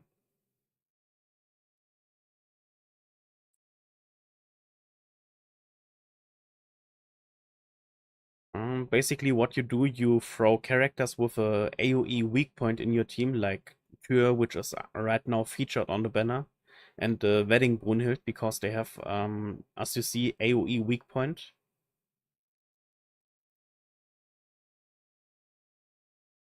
I see. Because you just said you're broke, I was kinda confuzzled there.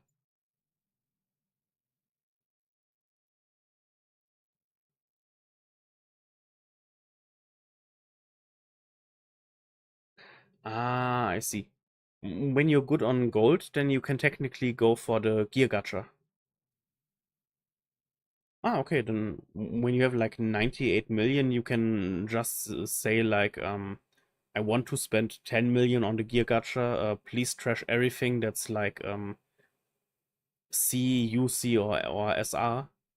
You can even be more specific and say like, trash everything that's common, uncommon, rare, super rare, which is not attack, defense, HP, or crit. And when there are some R pieces, attack, defense, crit, then the game is still keeping them for you. In my case, I normally trash everything, but that's just because I'm already playing longer.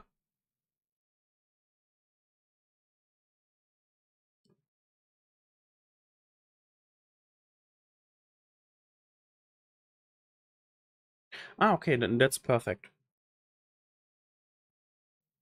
Yeah, I also have some of the from the last festival, the special set, like these special chests where you get a whole set. You get a complete HP defense set, but I cannot use HP defense on Thor right now.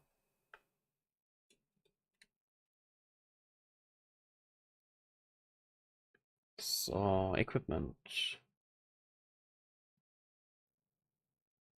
Okay, you have nice base stats, I guess. Whip. I guess decent. 97. Basically, you give me more attack.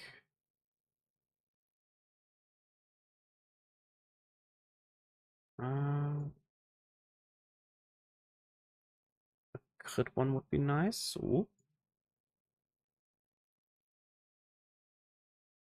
My main problem, I'm missing out on attack pieces. Yeah, for Freya, your best option would be attack crit. So I would recommend.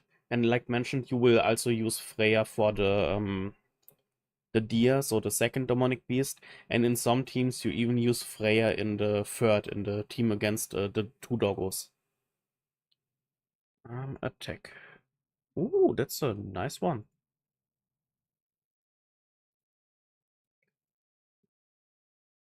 You are also a nice one. You are not a nice one. Lifesteal, but who needs lifesteal? I just need a attack orb.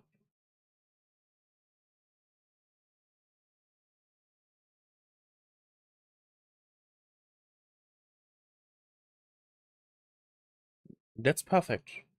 Passives unlocked. I hope you have your passives all unlocked. I guess Super Awakening pushed as far as possible. Um, I guess so the same for the level. In case you need raid materials, we can also raid together. like, I just need to know which raids you're missing, then I can spawn them.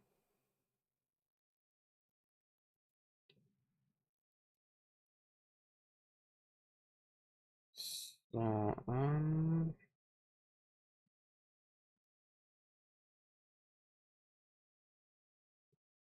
what was a tech op I need?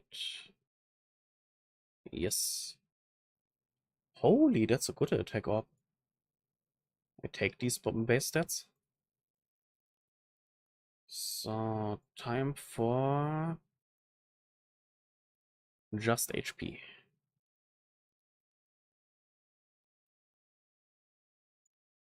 All good. Holy.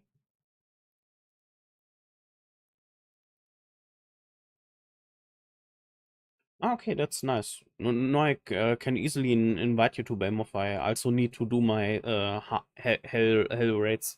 I kinda slacked in the last few weeks doing them. This one, 710.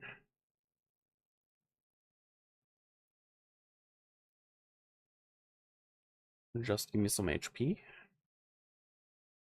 Holy. Some nice rolls in there.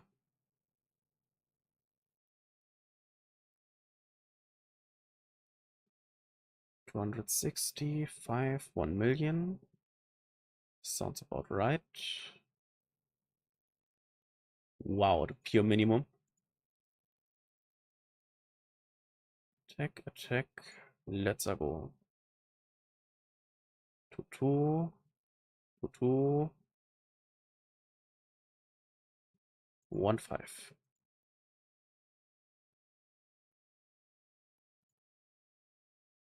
And max.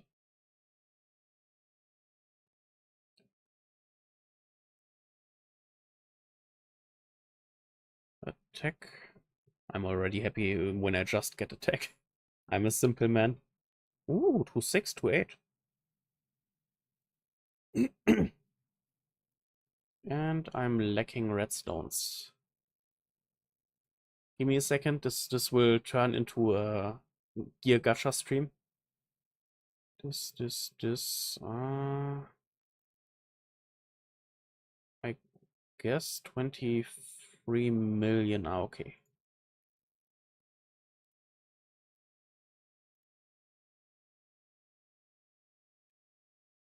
Okay. While the gacha is gachaing, I'm taking a short. Yeah. While the game is gachaing, I'm taking a short toilet break. We'll be right back.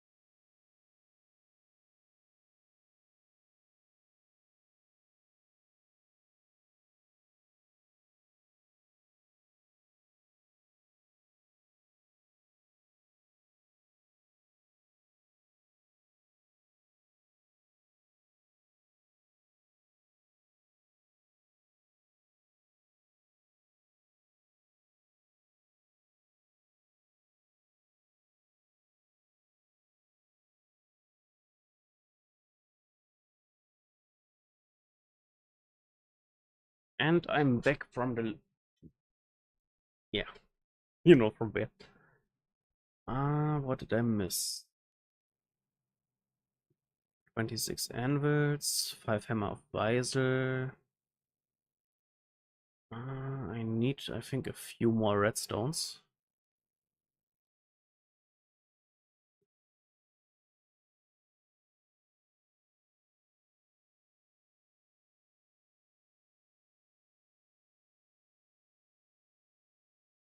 Mm, mm, mm. That's perfect. I mean, she's a fully AoE unit. She has like high base stats.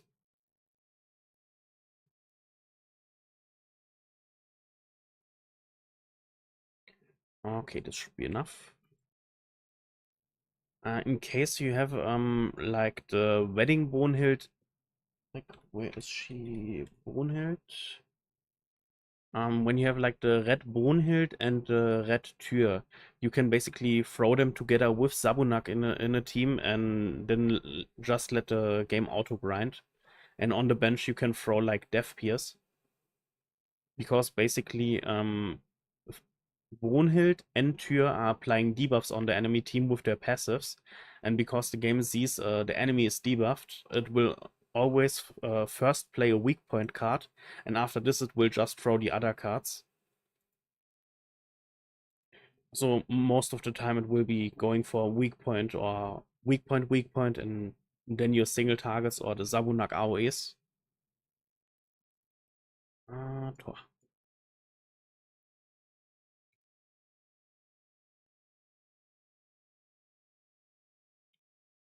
This one needs max level. I see. Yeah, I think you get the green Brunhild for free, but she is a purely single target unit. So 710 and 710 red. Ooh, max defense roll.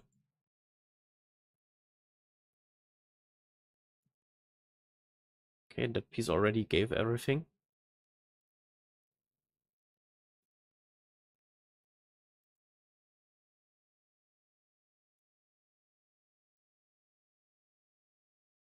Please give me any defense. 1 4 1. Wow. The bare necessities. Engrave. Oh, actually I can go attack HP.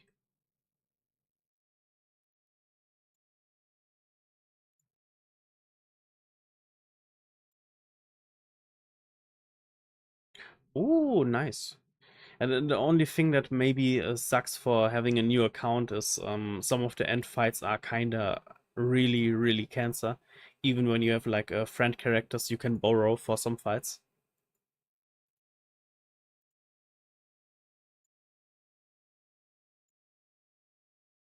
So okay, 61 KCC.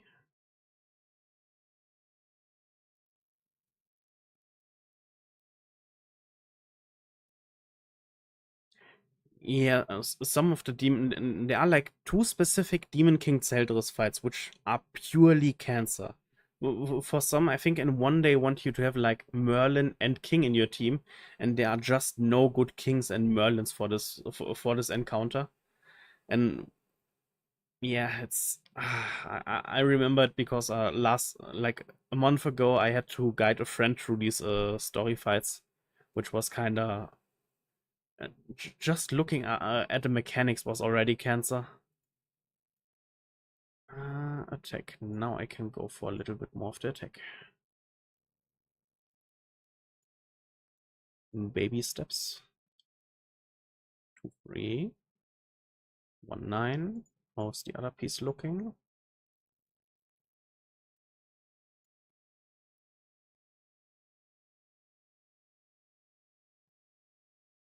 1 2. Really? 1 2. 1 3.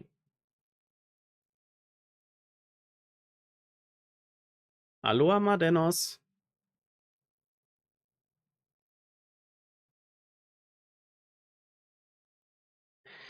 Yeah, it's just dirty. First, you want to out CC him that you have any type of chance, and when you out CC him, you are still not able to one like first turn clear him. So you need like a stance cancel unit. But most of the characters you're forced to bring to the fight don't have stance cancels. I'm doing good. How about you? How was the Thor festival going for you so far?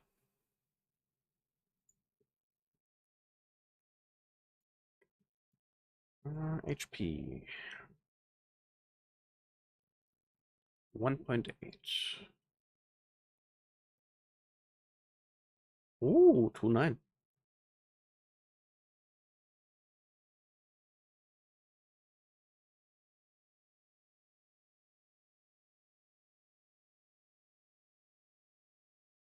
2.7.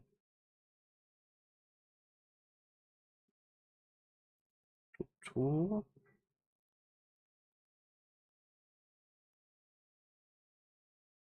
Holy. Okay. GG. Yeah, the banner was not that nice to me. I had to hard pity Thor. But for that, I got 3 ult coins from Margaret Ludozil, so she is finally from 3.6 up to 6.6. I guess the wrong festival I maxed out.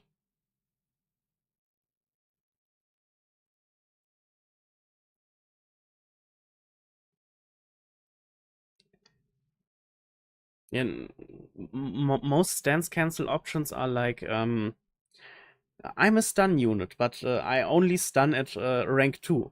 So you have to gamble to actually get like a merge, or like you want to bring Gopher.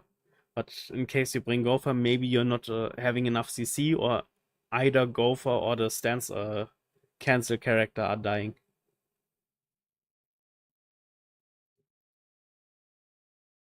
Yeah, that's the best thing you can do.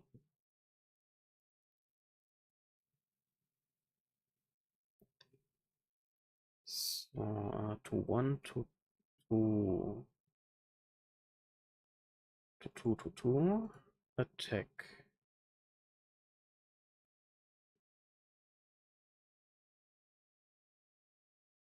2%. Ooh, 2.9.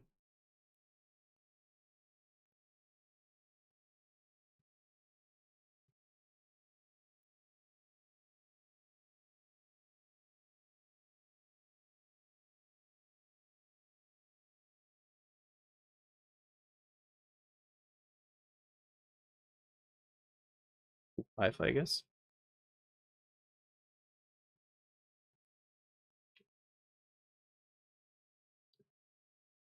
LR Ellie is not having a stance cancel.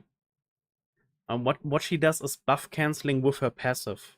Basically, her passive says when she is hitting enemies with her AoE attack, then the passive is removing the buffs. The thing her AoE does without a passive is just AoE flood damage, which then basically life steals for the team.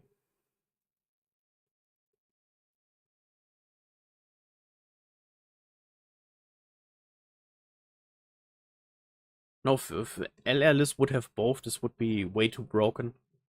And it would kinda mess up some rotations against Nidhogger. Guess I go for the bare minimum for defense. Bare minimum, I take it. 4-1-5. Yeah, I can do something here.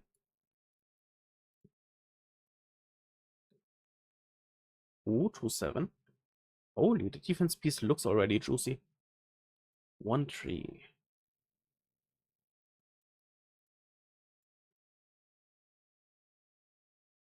2-6. Okay.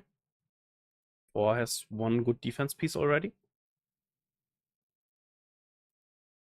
4-1-5. I guess 1-6, and good luck. 2-6, 2. Okay. I guess that's enough defense for now. Attack. Attack is the move. 2-2, 2-2. 2-2. Okay. I guess I just roll single stats now. 2-4. Next better I can get is another 2-2. Just one for now.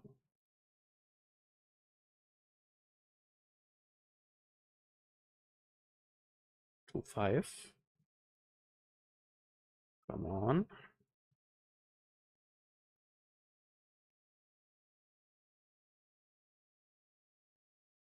Thank you, game.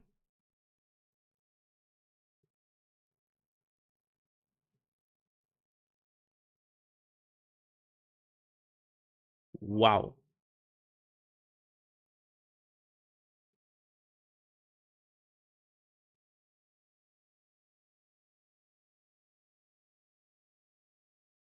Mjolnir.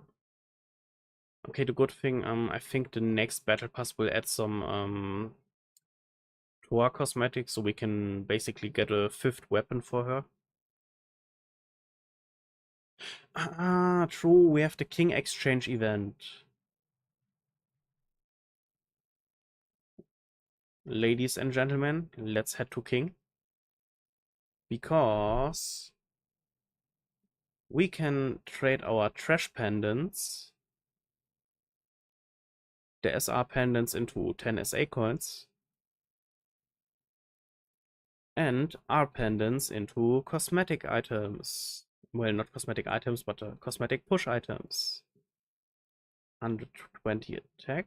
I mean, Percival needs some. Thor needs some. It never hurts to have too much. So, cubes. Ah, true.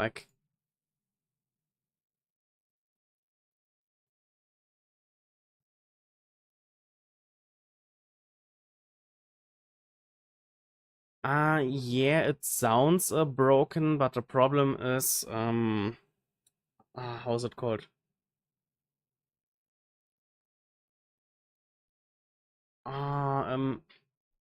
The problem with Thor is with ult level 1, she doesn't have this. You have to cast her ult that she gets this effect. And then you still have to get a hit under 15% of your max HP. And normally when an enemy hits you under 15%, then it's like Roxy or you are Escanor, which does still the aftershock damage, and then you are just dead. So she needs like the high ult level that you basically have, how's it called? That you have like the 30% max HP thing. So it's still not that good, but I mean, when you survive a hit with 30% max HP, then the enemy is basically busted. Also, I can trade some unknown ones into Atri, Rock. I guess some into Broca. And I guess human ones into Atri. Imagine I don't even have enough of them. Ah, true. And Hammer of Weisel into Engravement Stones.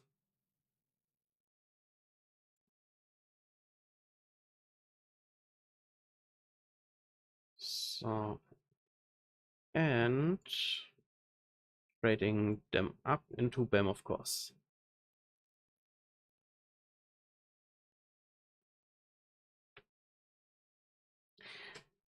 Yeah, the whales were kinda too strong today.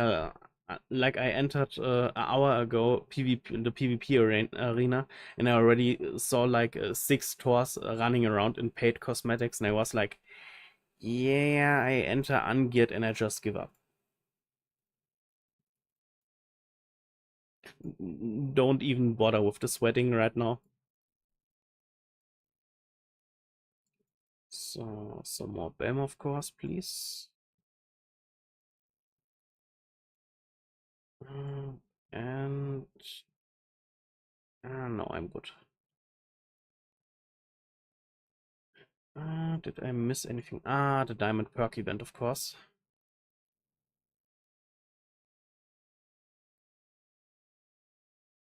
$30 more diamonds than I get a free cosmetic, I guess. The spin event.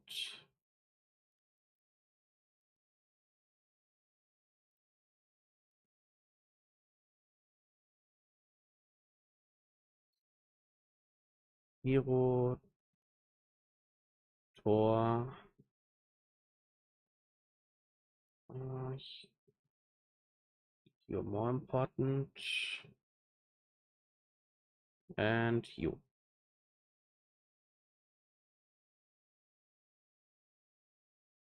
No, no, no, no, not removing. I wanted to change stats. Okay, with so many anvils, I can actually go for 2.4.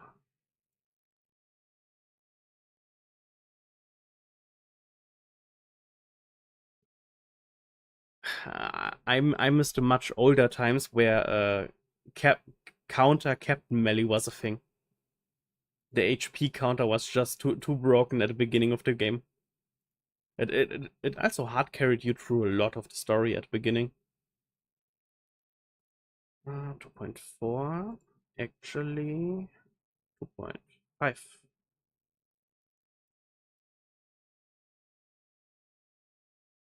2.7. Why do I have Hammer of Weisel again?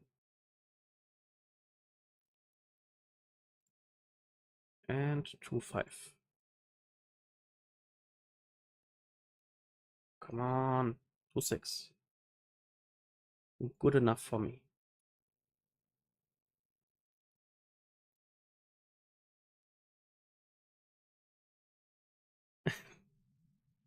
Yeah, the old PvP was just like a simple rock, paper, scissors. You had the AoE team, but the AoE team was easily countered by counter melee, but the counter melee team was easily countered by the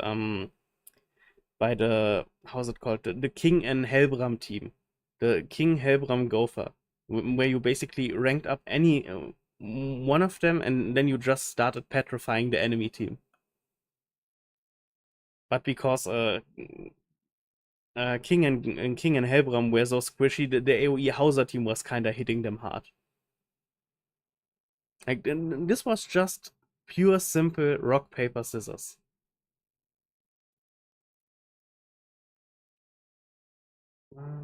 2.1.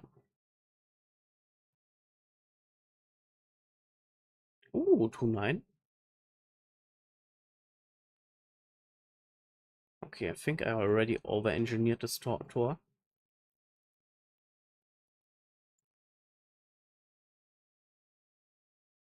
So Mjolnir is max.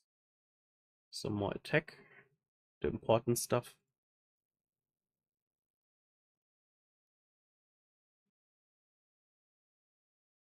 Yes and no.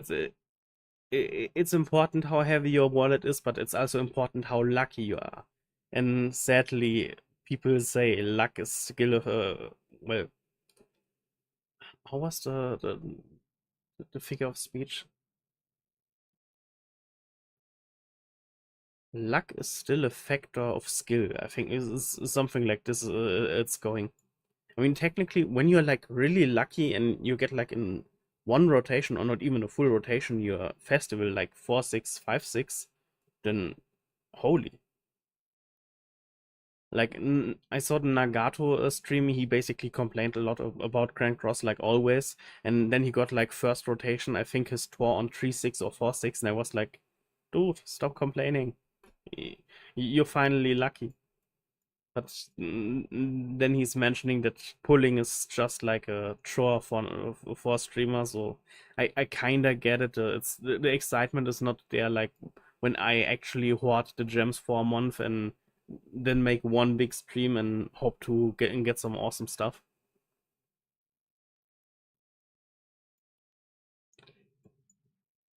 I forgot what I was doing here.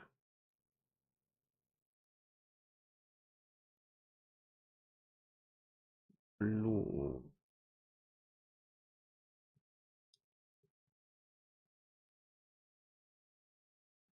Your passive is working in all game modes.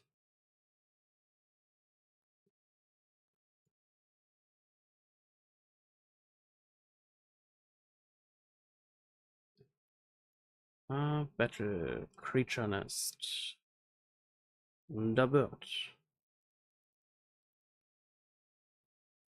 But what I have to say, the rework the bird got today is kind of nice. Like floor 1 till 3 are now really easy to do. By the way, this was some type of Garbo team I tried out. By the way, is your attack cosmetic max now? Not yet.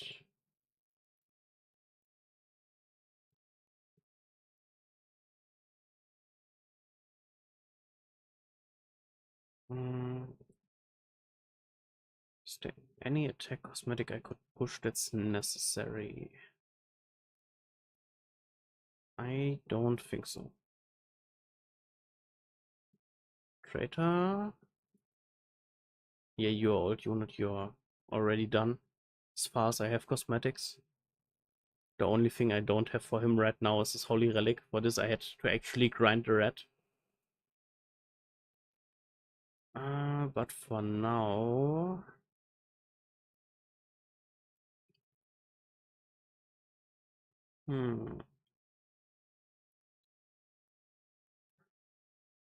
Wait, technically my human team should now zoom much faster through this. Oh, Roxy.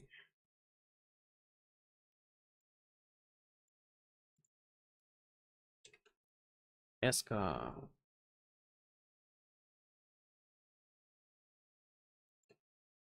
Are you guys geared? Yes, yes, yes. Okay. Escanor is getting Merlin because of the crit chance. Percival is getting, I guess, Zariel because he's kinda guaranteed to crit. Foxy is getting Mael.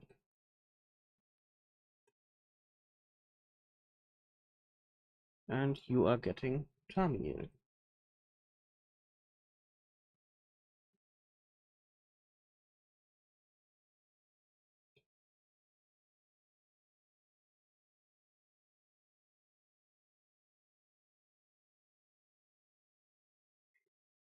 That's also not completely correct. They get a certain amount of diamonds, but it's not enough that they basically can 6/6 every character.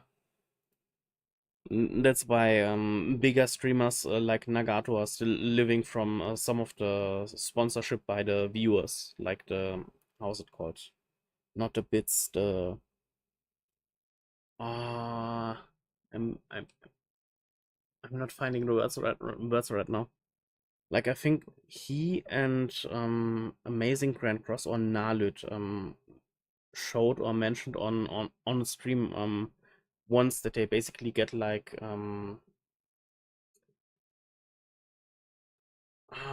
not subs normally viewers can like donations, that's the word I was looking for.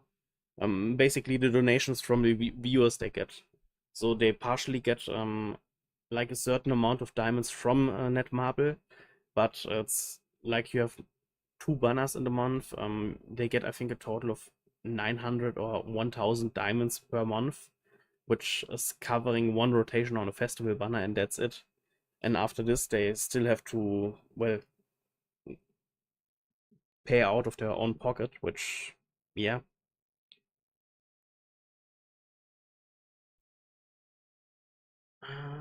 Demonic Beast increase.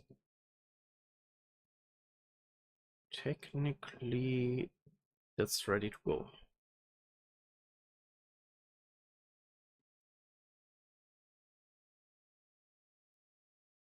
Yeah, don't let me mention how many times he says that something is cringe. Like he's saying more times cringe than he's pulling SSRs sometimes.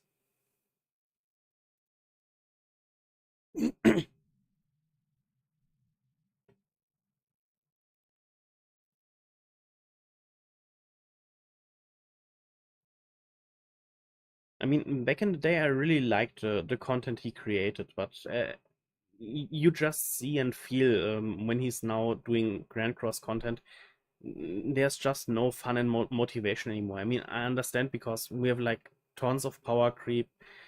Keeping up in PvP is just stump grinding and not really fun anymore. And Grand Cross is not really doing anything in terms of creative game modes. Like the way they gave us now a fourth floor for the bird with a festival unit, you most likely should have in your team that you are kind of working better through it. It's Netmarble could make so much with the game, and they just decide to suck at this point. Like, like One Piece Treasure Cruise, there are free-to-play characters you can get by fighting against them. Then there's something called in Treasure Cruise called clashes, like Clash Mihawk, Clash Boa Hancock. You fight a specific character. You have on different difficulties. On the highest difficulty is guaranteed to drop. And basically, they could just add game modes where you can get these free-to-play characters and basically farm their ults and make like there's a special coin shop where you can use the coins from raid characters, so that you cannot like spam the ult dupes you get by farming the raid character.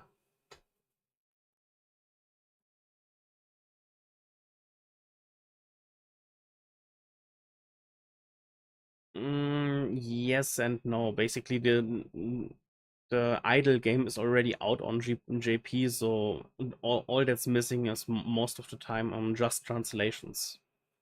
And yeah, they're splitting up their teams for different gachas, but they still have a fixed team that's still working on Grand Cross.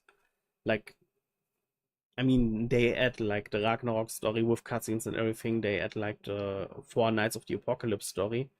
And Four Knights of the Apocalypse is a longer story, so they cannot just go there and do nothing anymore. But what they're also doing is still I think they're still developing this Genshin like Seven Deadly Sins game. How was it called? I think Seven Deadly Sins Origins or something.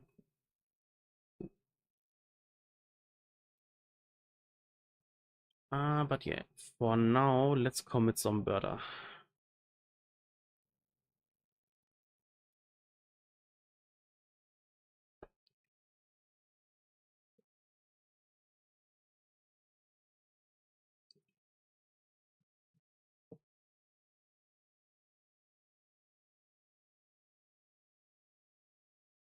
And another one.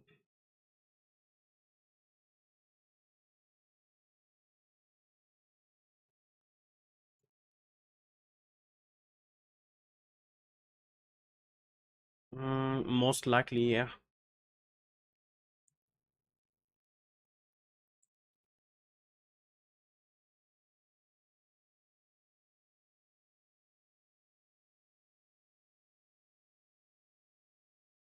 I think the main problem of Grand Cross is right now just the power creep and how they try to push your box.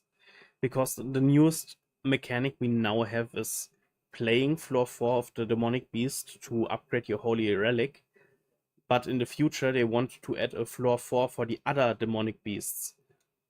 That you can level your already level up Holy Relic even more.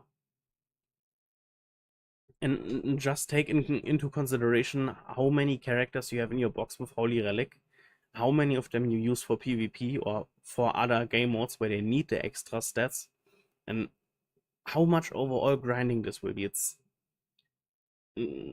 They say it in that developer note, they try to lessen the burden for the players, but they just heavily increased it.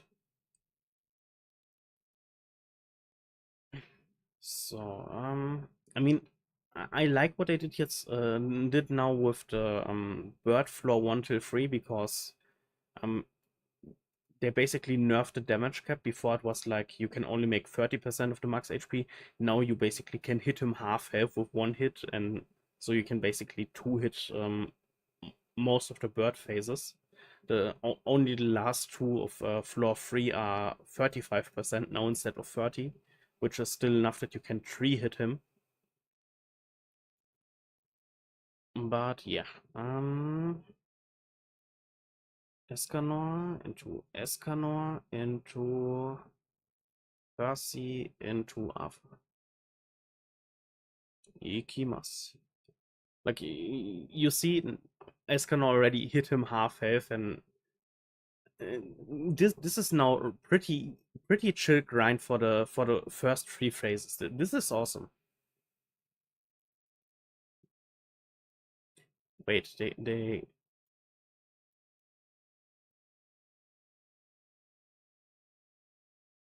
no, this phase still has a damage cap.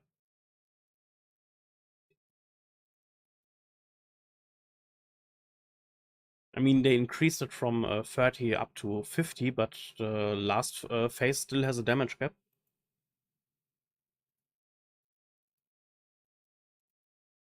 But I mean, what is the damage cap if you get slapped by a Escanor?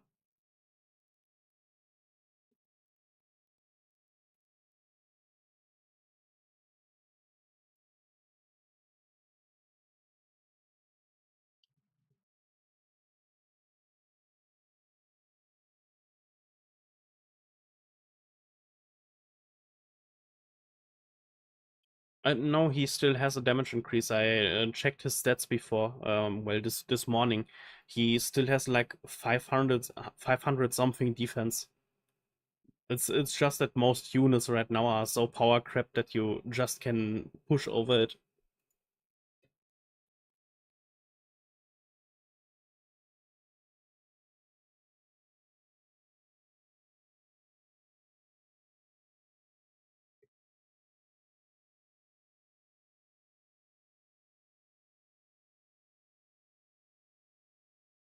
But what is really good about this is the next phase I now enter after bullying this phase.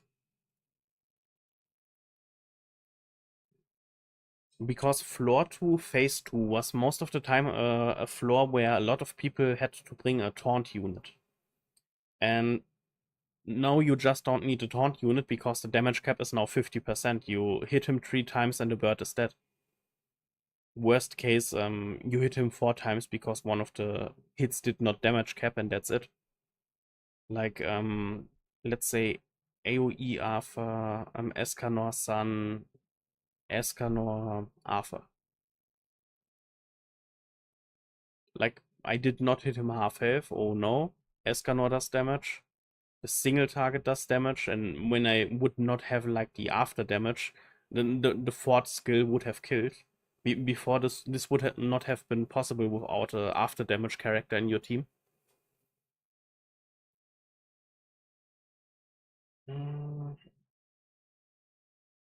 I do this Roxy into Roxy into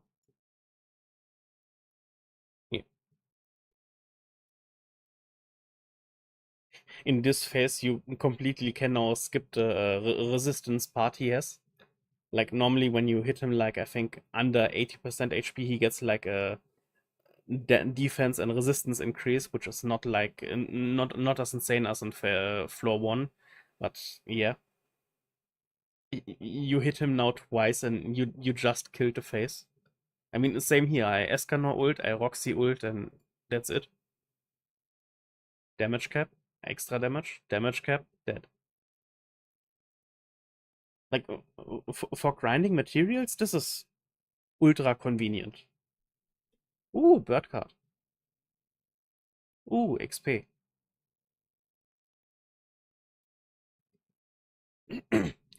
Something that's also huge. You know, normally on each floor the bird gets like random passives. The bird is not carrying these passives over to the next floor anymore.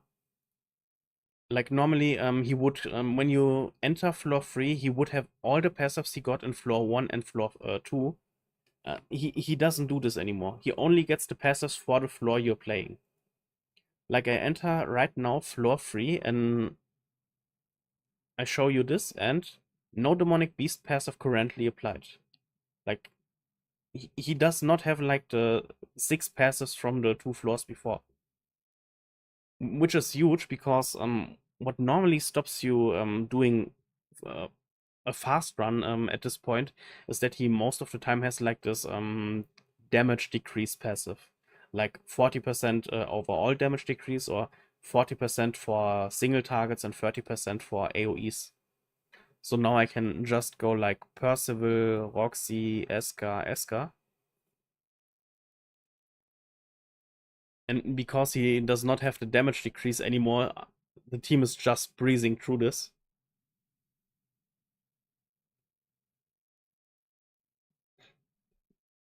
With the damage decrease, he normally had like survived with like 2% HP because my Percival stats sucking.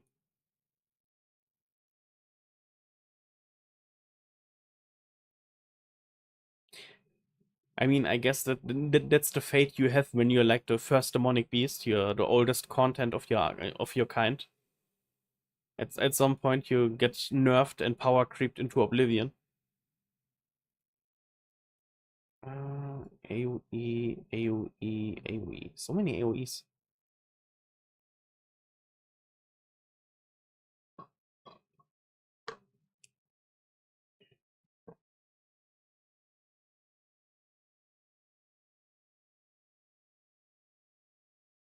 I mean, this is floor 3, and I'm killing him right now with AoE skills. This is literally the weakest type of skills I can have on my hand right now, and that's what his face is. It's just so surreal. I guess a sun in your face, a Roxy, and a Arthur.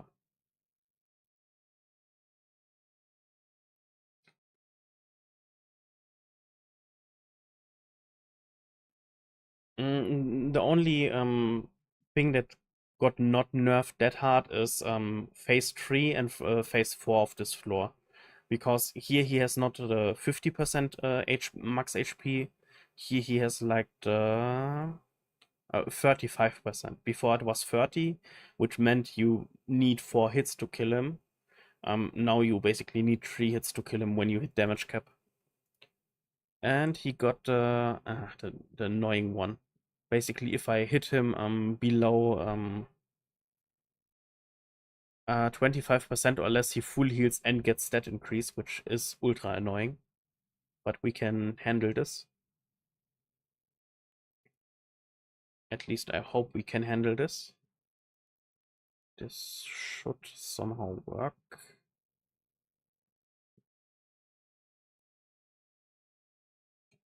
Yeah, like I mentioned, it's old content. You have power crept units. It's chill. It's a walk in the park. Oh no. Okay. He's over 25% as Kano kills.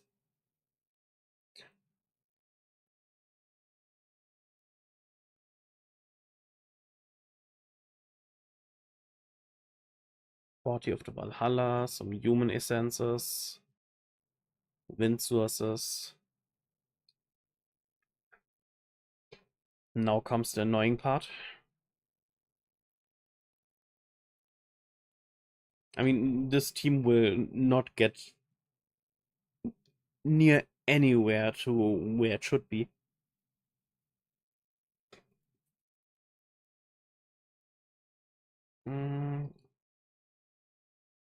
Okay, I don't have Purify. Did you get the insane stat up when... Increase own basic stats when enemy's ultimate move Gorge is filled with a unique ability or holy relic. Okay, it's not a unique ability, it's the ability of the skill. This one into this one into this one into this one.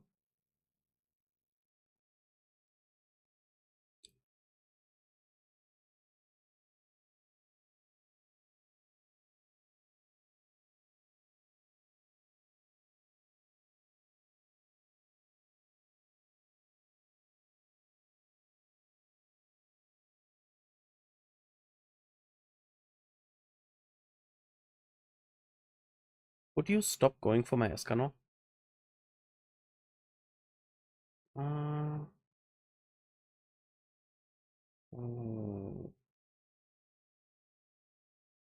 this one into this one into this one into, I guess, this one.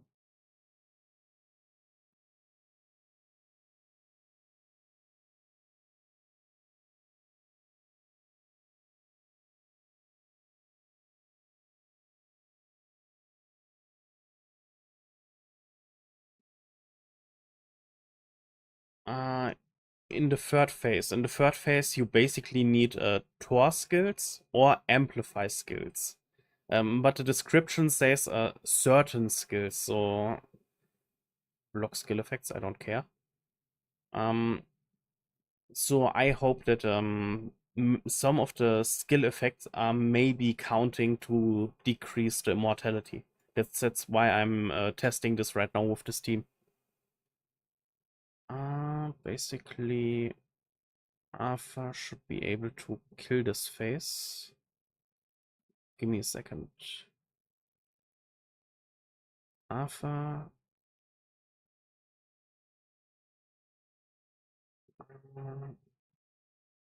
Escanor. Wait.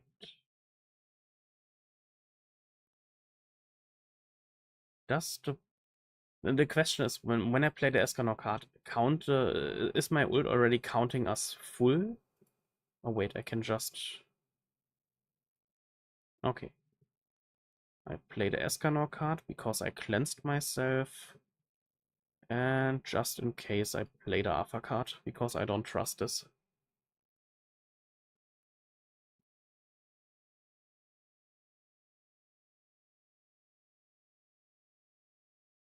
Okay. What the game now wants from you is basically that you play 3 level 2 or higher cards in one turn, that you get the blessing of the bird. So I play this one, I merge these ones, I play Roxy's, and I play Percival's.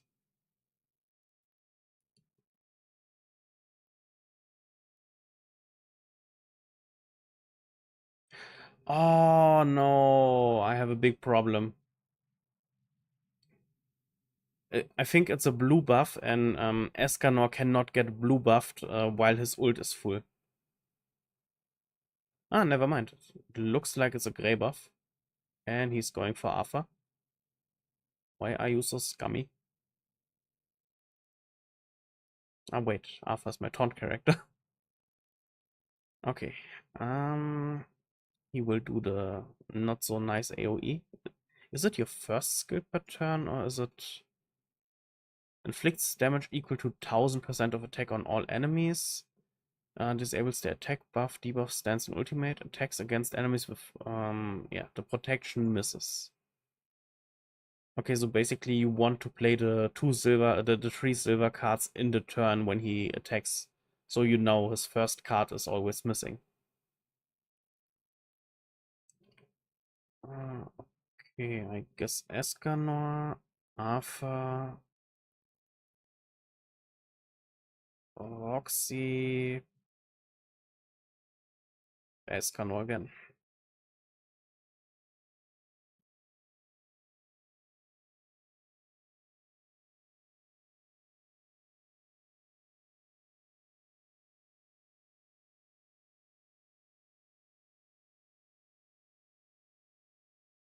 Bye bye, Arthur.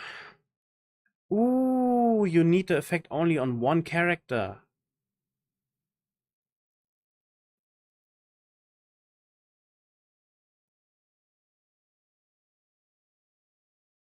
Ah, okay. Percy into Roxy into Escanor into Roxy AoE. Wow, that damage. 6-3.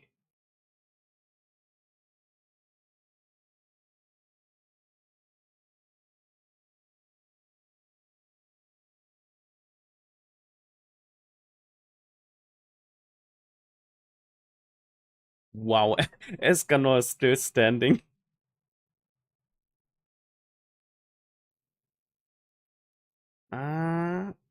Ooh, Percy? Percy? Percy. Yeah.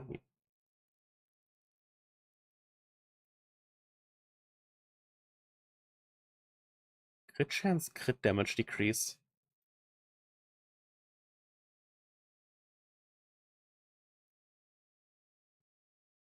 Misses. Goes for Arthur.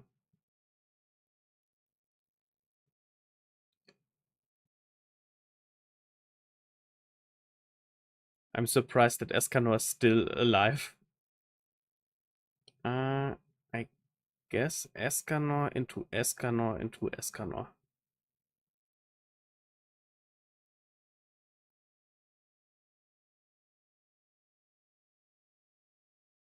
Wow. Okay, he has 4, 5, 6, 7, 8, 9, 10. 10 immortalities. Let's check out what is draining his immortality. Escanor ult. Percival's rush. Wait, I start with the rush. Ult. AoE. The flood. Okay. Rush did nothing. Escanor ult did nothing. Roxy AoE did also nothing. Okay, what I did literally nothing.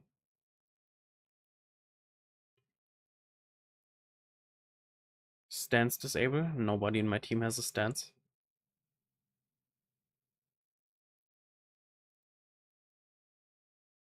So we can provide ult deplete. Escanor Blaze. Roxy. Arthur Flash. Not much damage, not even a crit. At least Roxy is critting. Crit. Okay, I'm doing enough damage, but none of my skills is removing any immortality. Okay, he disabled debuffs. He killed Roxy. My team is falling apart.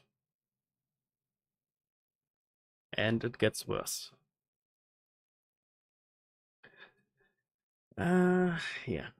Not much to do. I guess I go for ult deplete.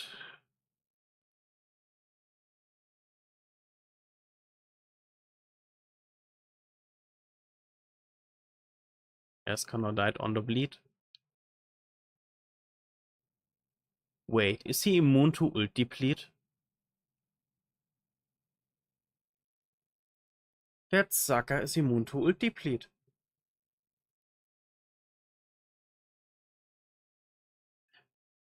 Not gonna lie, I'm surprised I actually came this far. So, phase 1, phase 4.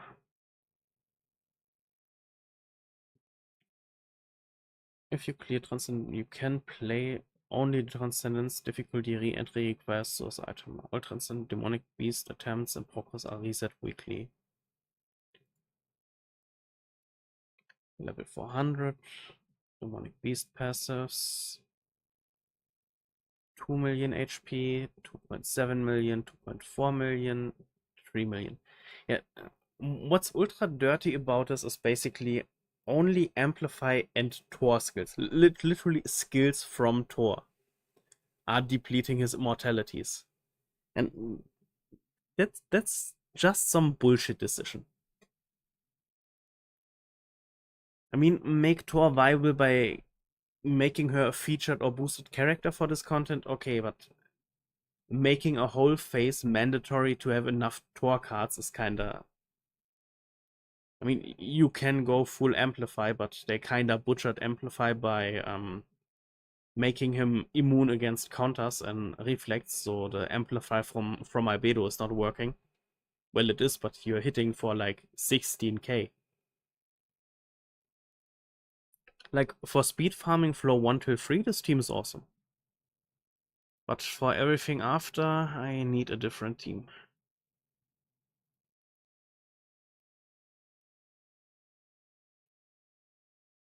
Having her is not a problem because technically you can hard pity and guarantee getting the character. Which is also kinda scummy because when you have to hard pity, it's still 900 diamonds.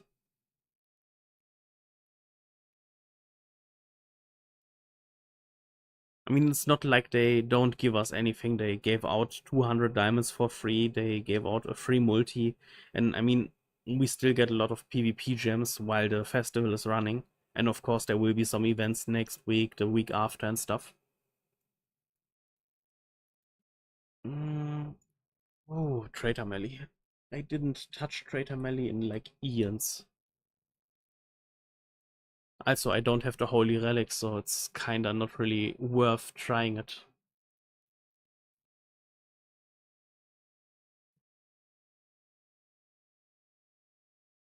I mean, what are our amplify options? Amplify.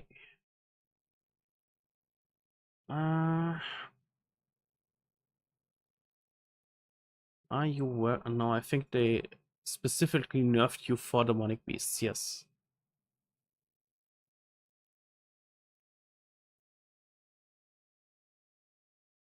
I mean, technically, nobody is forcing you to summon.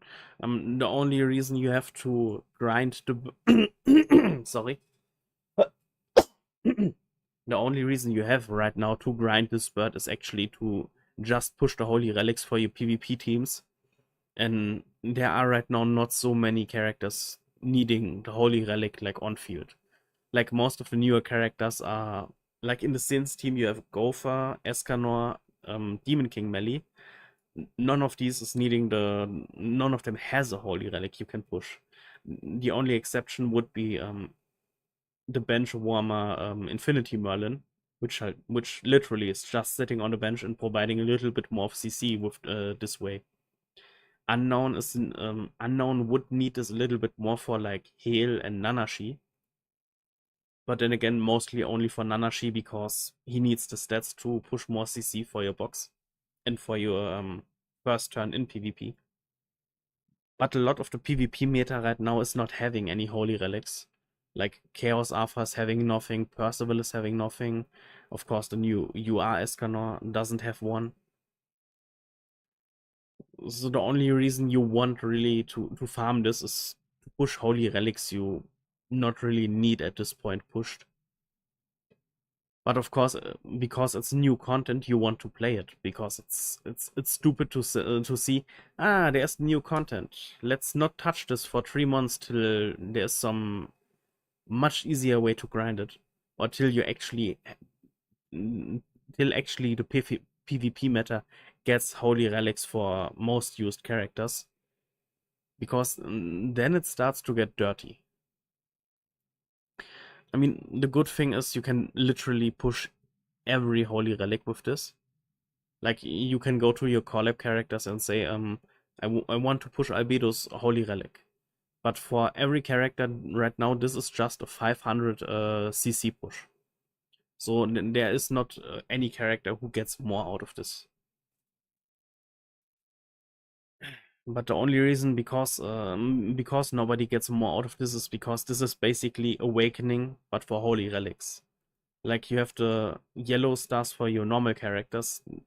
This is the yellow stars for holy relics, which is the moment we get like okay.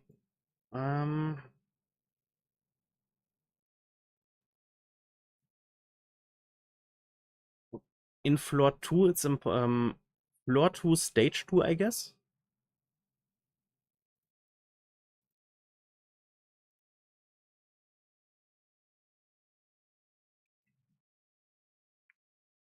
Because in Floor 2 Stage 2, the game basically wants you to have a taunt character that the AoE the bird makes at the end of the turn always misses. But because they increase the damage cap so you can faster kill the bird, technically you don't need a taunt unit. But for this you need to hit really hard in the first turn when you enter Stage 2. Give me a second. Greater.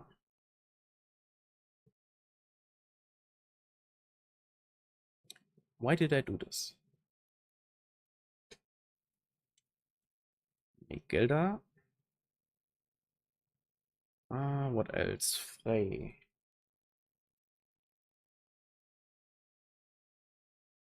And last but not least, Thor. Thor was the last character.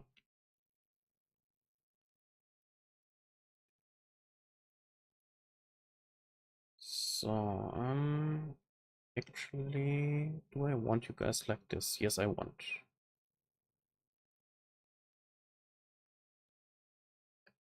Melly needs gear.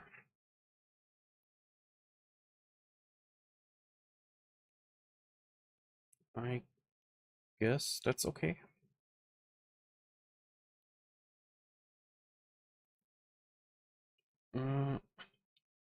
So, now the big question. Oh, I just slap Escano on you.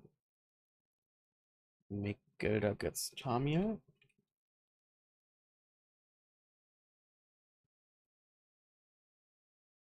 Frey gets Mael.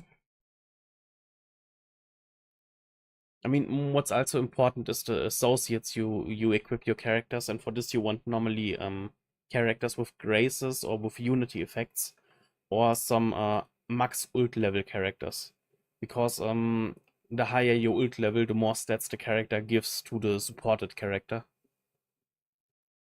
Sariel, because crit support.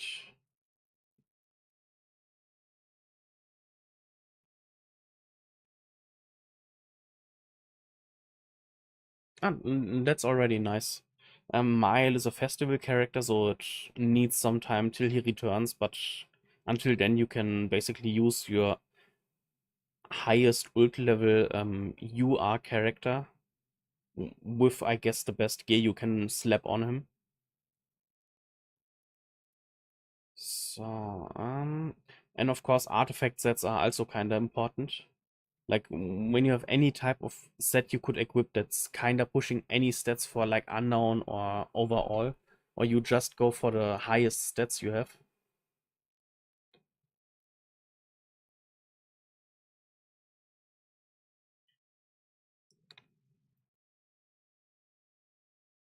Uh, like what would be some artifacts that you could actually use at the beginning? Okay, the having artifact sets is kind of important for the beginning. I mean, there are some kind of nice ones you get relatively early, like the HP recovery set. Basically, Zanari and Jenna you get out of the common boosters you get for like doing dailies and stuff. This card you get by doing the you can drop by doing the training grotto. And I think the other two you have to get out of booster location. Yes, card packs and card packs. Yeah, Zanari and Jenna are the most common cards ever. You make like 1/5 pull in the artifact boosters and you get like normally 3 or 4 of them already. So the rest is just getting lucky to get this card from the training grotto and then pulling the other twos. Besides that, increase allies damage dealt with single target attack skills by 6%. This is actually nice for the beginning.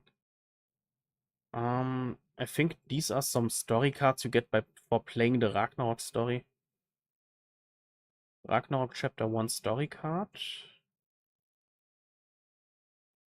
Ragnarok Chapter 1 story card.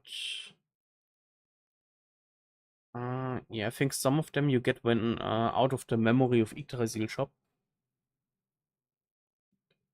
Yeah, we cannot really use the demonic beast cards for archangels, catastrophes.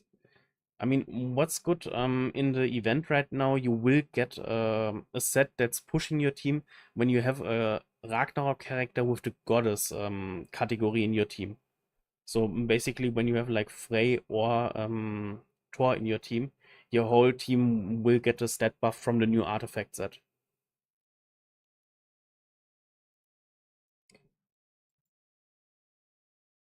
So, you guys are geared, then let's go.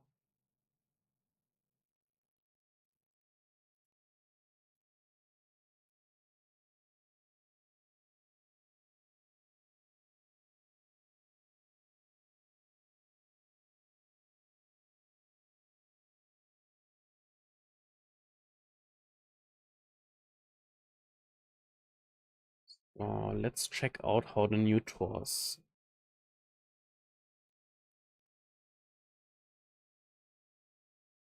Uh, damage taken, okay. This is basically a counter for the damage. So phase 1.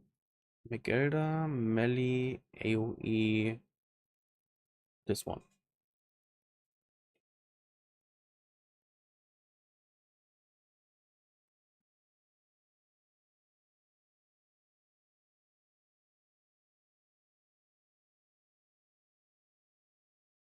Does the damage count the other?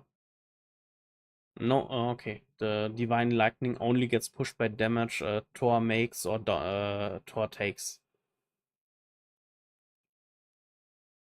So I guess I have to Lightning Shift you. And this one. Wait. First Frey, because I don't know if Thor maybe one-shots you. And then I guess Megelda. And that's it.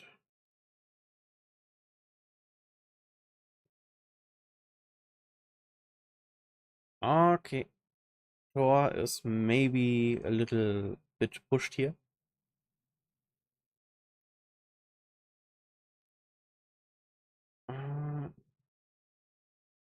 I guess I heal push you guys. I do this again. Melee. Frey. Just cleaving him into oblivion.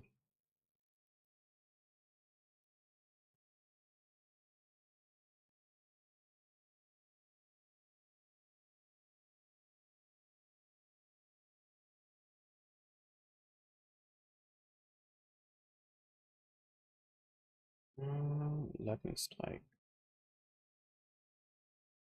Okay, I'm close to outcapping the divine lightning already. I guess I buffed Thor more than this one. And I guess just in case I throw a Megelda card that her ult is ready. Because her power strike actually can do damage against the holy.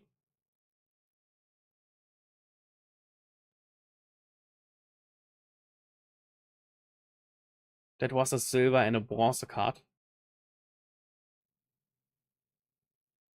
Holy.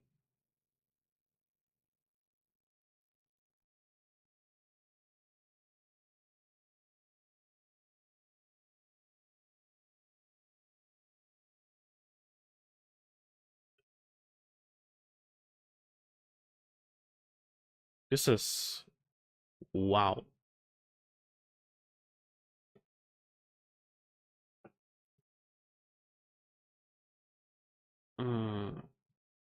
I guess I do the usual setup. This one into this one, into this one, into this one.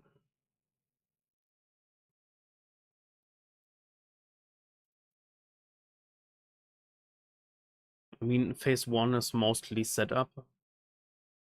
And I guess phase 2 will be just spammed with Thor cards. In case I get Thor cards.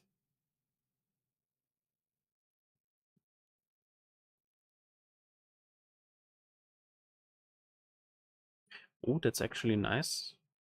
I can full heal, which gives me buffs, and because I played the Megelda card, I get buffs.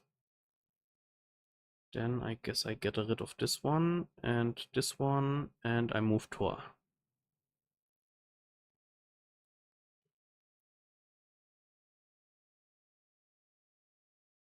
Okay, basically you use phase 1 to set up. And I did not get any Thor cards. But yeah, my plan here would be just to cleave, amplify, and then basically throw the Thor cards.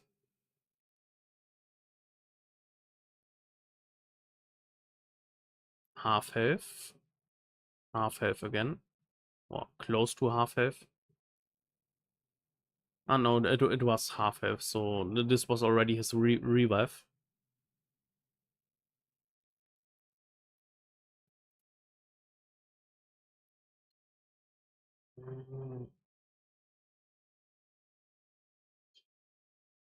This one and this one. Half health with melee. 30% with play and kill.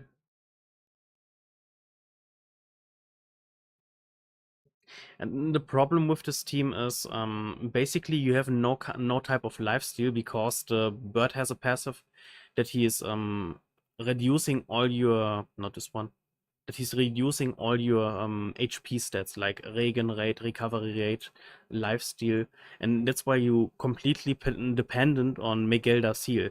And when the game is like really asshole, it just decides to give you not Megelda cards.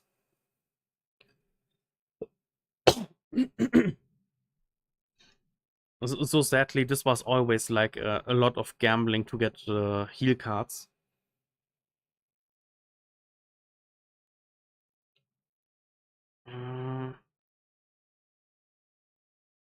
I mean, the most important thing for your PvE team for the beginning normally is everyone level 100, everyone max super awakened, and when you have the possibility, basically push their cosmetics, like all the attack and gear cosmetics they have right now, push them to UR max if possible. But for this, you have to spam like a lot of raid bosses to get the cosmetic push items.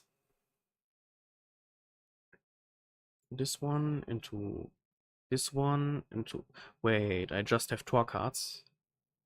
I just heal and then I let it rain Thor.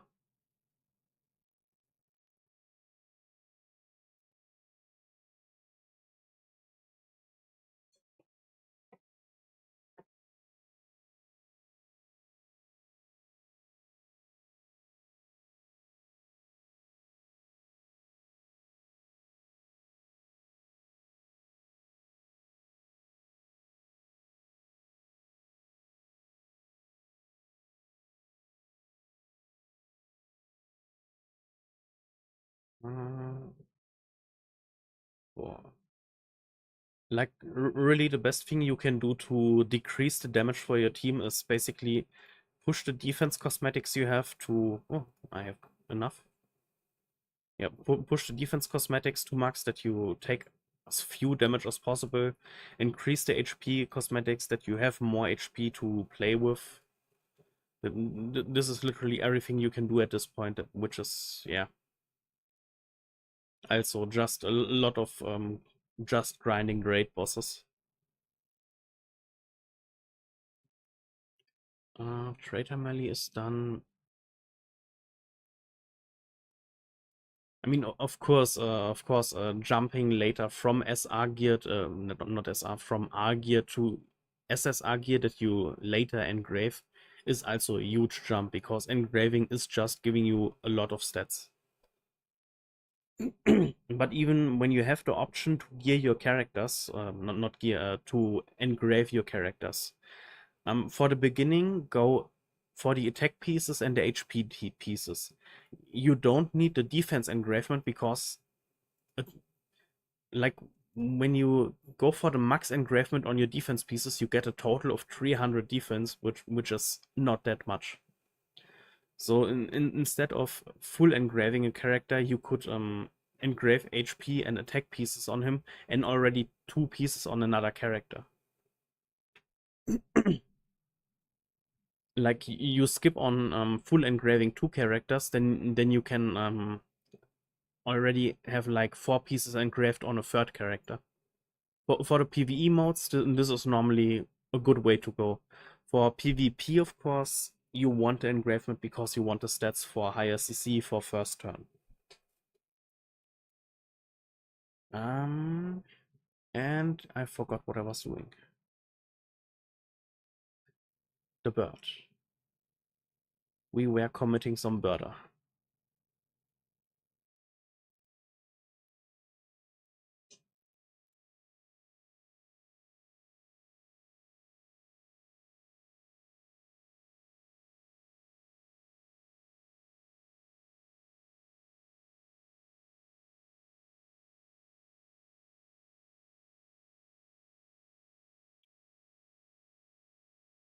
Um, I guess I go for melee AoE, make Elder Amplify.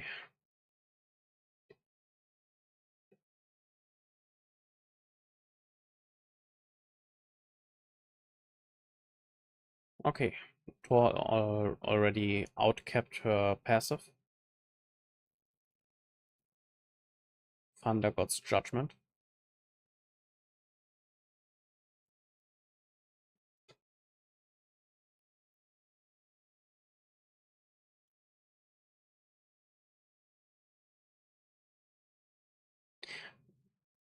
So many times he attacks melee, I actually should move Tamil over to melee. So, healing.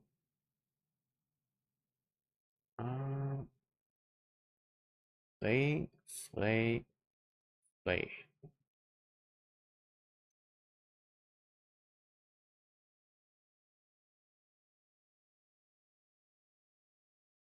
And cleave. Perfect.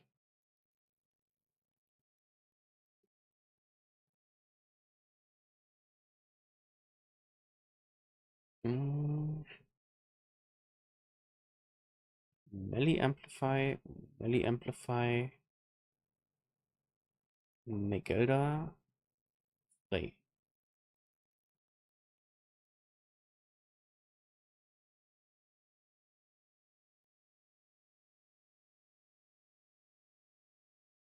Good girl.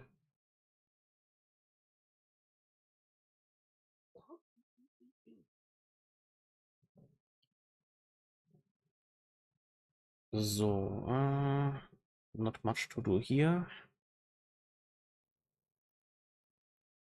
I guess. Yes. This Frey ult could hit so much harder when I would like have ult dupes for him.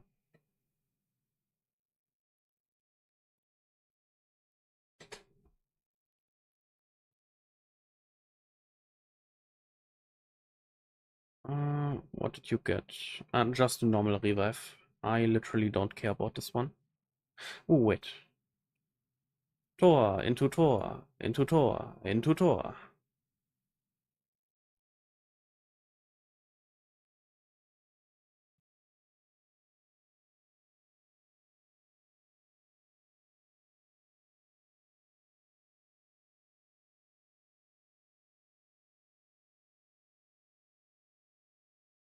Okay, then this is dirty.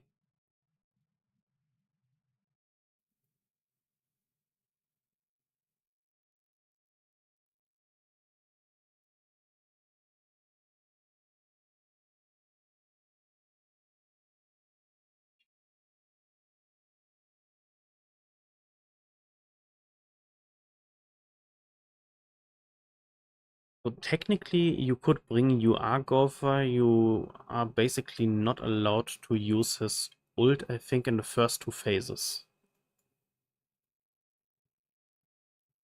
Freeze on when enemy ult. No. Freeze on basic stats when enemy skill is ranked up with a unique ability or holy relic. Wait, ranked up with a unique ability or holy relic. Okay, when you play this team with Gopher instead of Frey, you don't really have like 3 races, so you cannot trigger the passive of Gopher. So you don't have to fear this, I guess. Let's start out small. This one, this one, this one, this one. First I try to max out Thor's passive.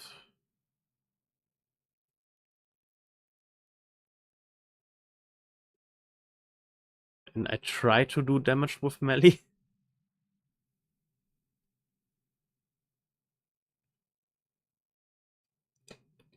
Okay. And in the next turn I already need to heal.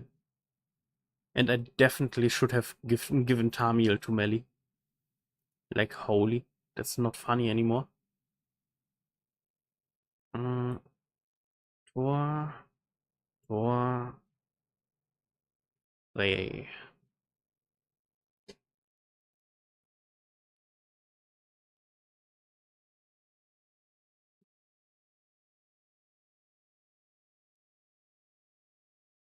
Come on, do some yeah, not so insane damage.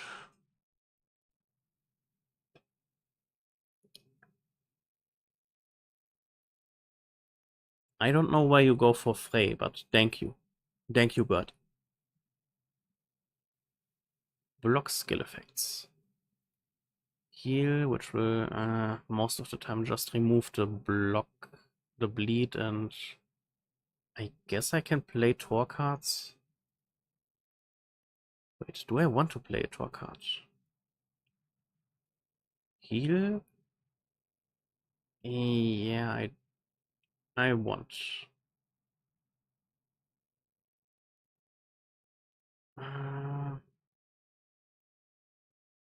Oh, I guess.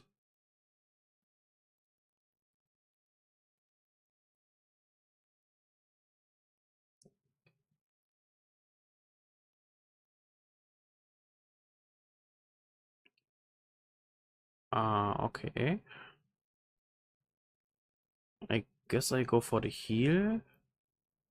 And then I go for amplify, amplify, amplify.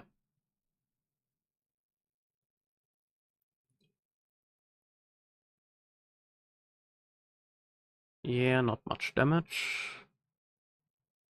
Still not much damage. Okay. And I have the blessing now. Could you stop stripping this from melee? I don't know why, but he really does not like my melee. Thor, make Gelder ult. I guess another Thor card.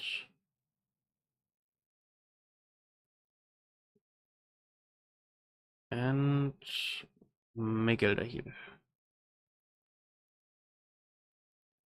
500k. 500k. Damage cap.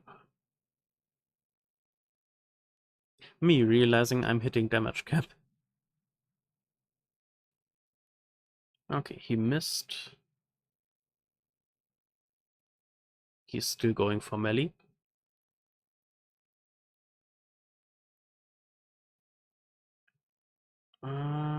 Okay, this will be dirty.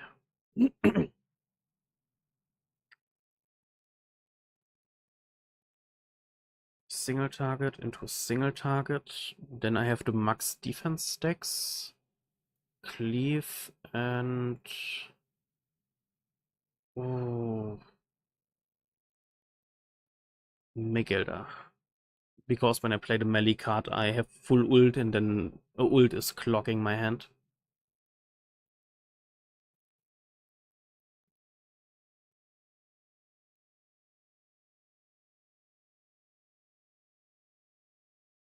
Okay, okay. I have enough rank 2 cards for the next turn.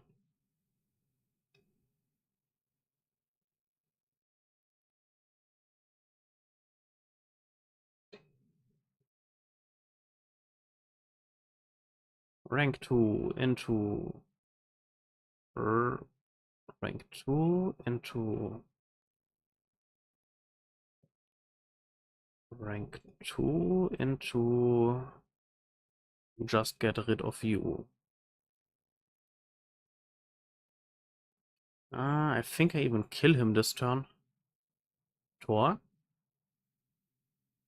Okay, no. Without the blessing of the bird, you are not making enough damage. But now I have the blessing.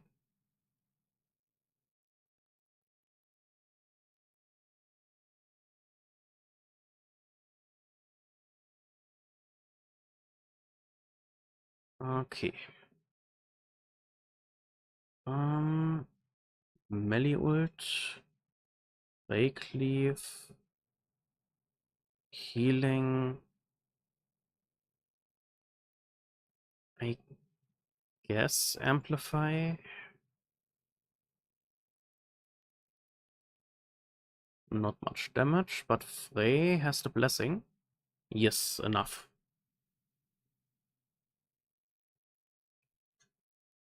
So, now the amplify spam begins. Holy.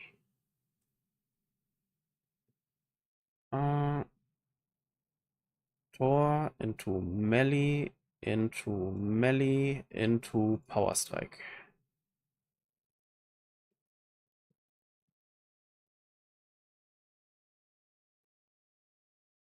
Okay, amplify,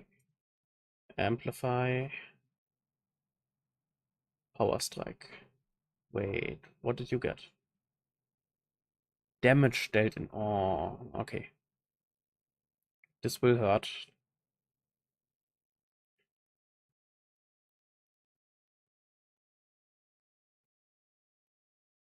Heal into melee amplify, into Thor, into Mortor.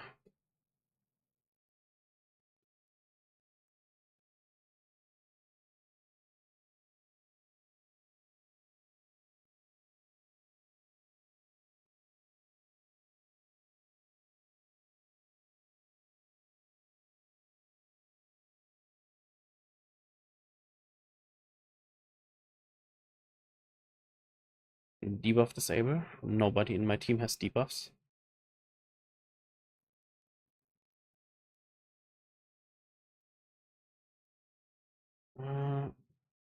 Amplify melee, amplify melee, amplify Megelda. Oh wait, the Thor card should deal enough damage, I think.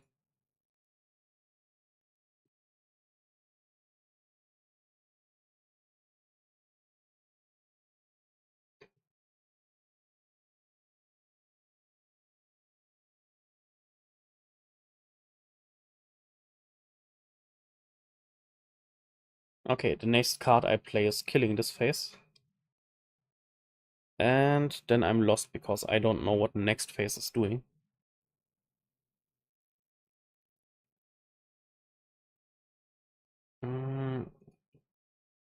Be gone.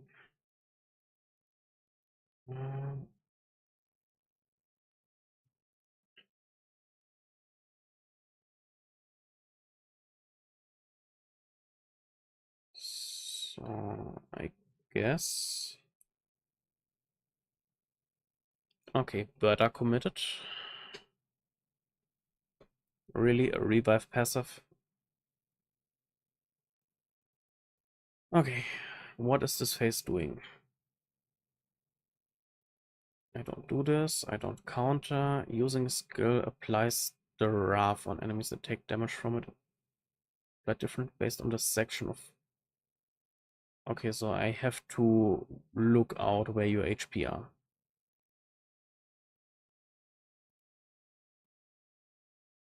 What are your debuffs doing? Charge and ignoring defense and then bleeding me, dirty. Infect. Okay, I want to be ready to counter the infects, I guess. Ray, melee, Ray, Thor.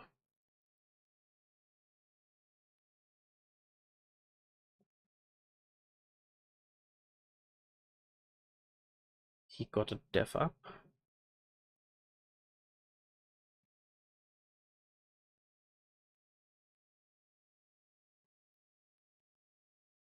Okay, that's the bleed charge.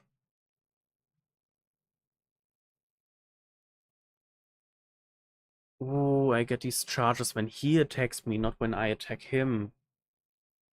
Okay, this is kinda dirty. I guess melee amplify into Thor into Silver Thor.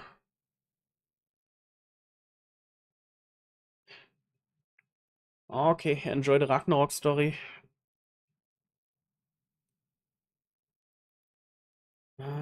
This procs his revive. And this recovers him.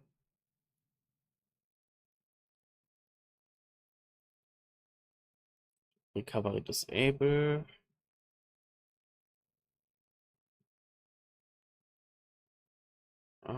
Oh, really evasion.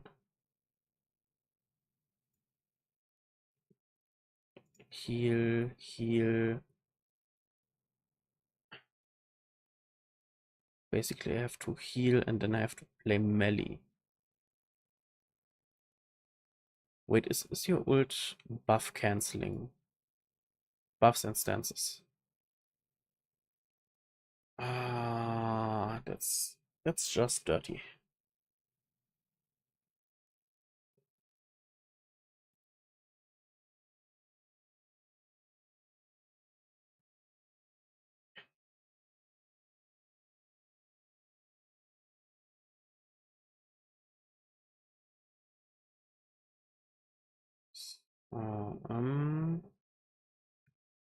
Heal. Ult buff cleanse. Tor.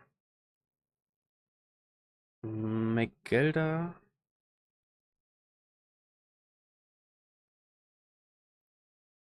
Okay, buffs are gone.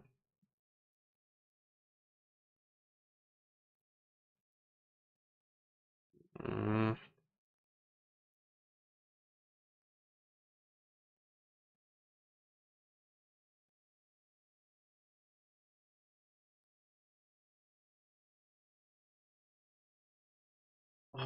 Are we doing this every second turn now? Wait, you don't dodge ults. So at least that's something I can do.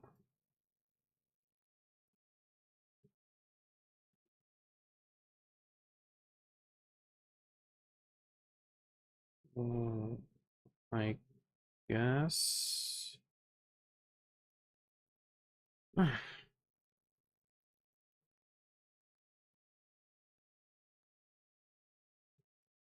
Evasion. I hate you.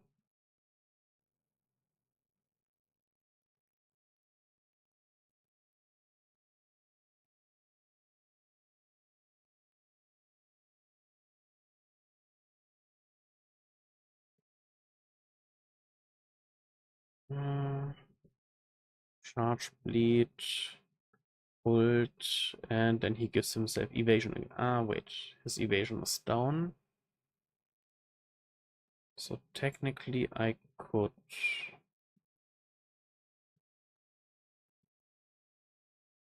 do this one into cleaves, I guess.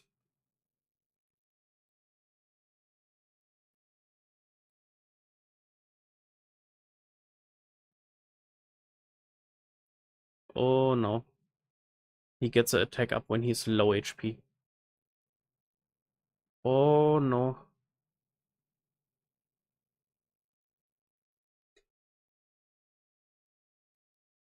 I died from the bird's wrath effect. What the hell? Phase 4. Demonic beast stats become enhanced at set amounts of remaining HP. You must pay close attention to your damage dealt in battle. Using a skill applies wrath on enemies that take damage from it. It applied differently based on the section of the bird's remaining HP. Damage dealt minus 10%, inflicts 500% fixed damage. And the target with max stacks then removes the effect.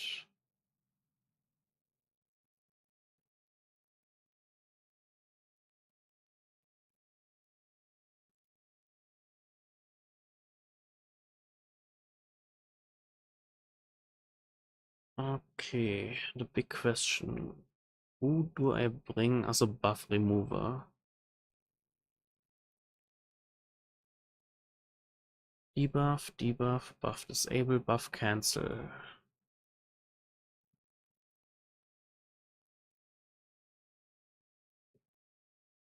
Yes.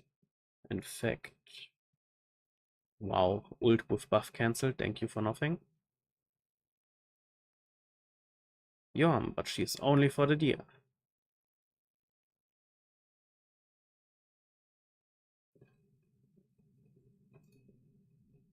Increase basic set by 10 up to 3 when the hero takes damage from skills. Applies ultimate move disable effect on all enemies. Nope.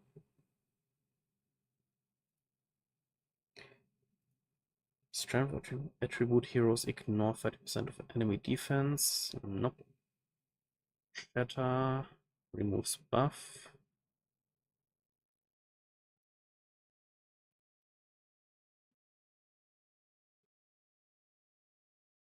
Increase basic stat for allies with 2 or less skills by 20 for 1 turn. No, thank you. 7 catastrophes, the same thing on the ult.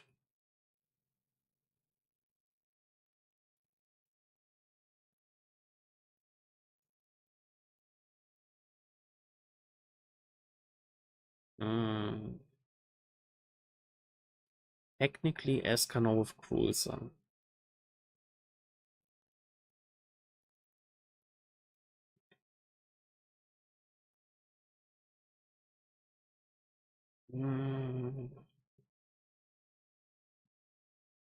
King with his ult, I guess. Yes, no. Ah, yes. Removes debuffs from allies and buffs from enemies. Okay, so King actually sounds like a decent option.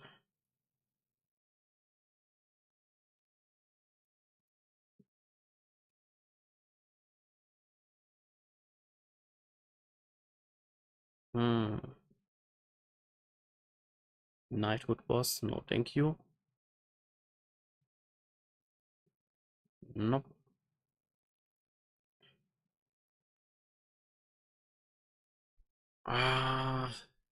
Just Madrona? I mean, removes buffs, brings a taunt, brings some healing for the team, I guess.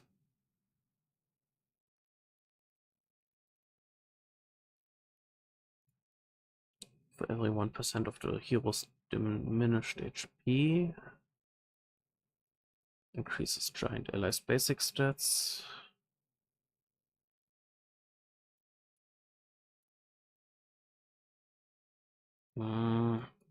This is just... I don't like where this is going. Levi has it on his ult. Yes, on his ult.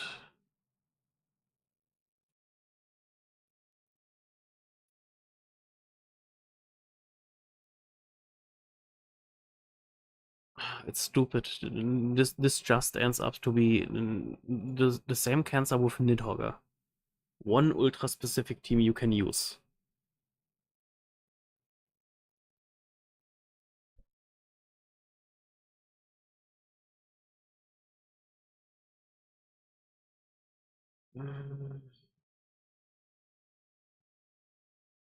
Skadi? Decrease the max. Nope. Removes buffs. Decrease all enemies' attack and defense by 8. And increase all allies' skill damage dealt by 15 for each debuff on the hero.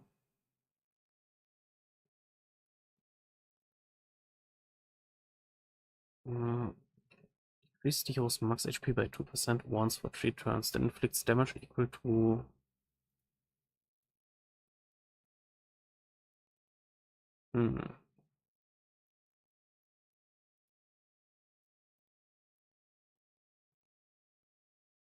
What is your holy relic doing?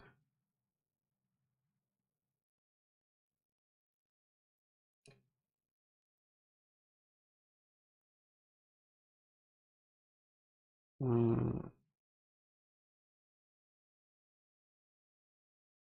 was thinking about a giant team, but then giant is way too limited again. Rupture.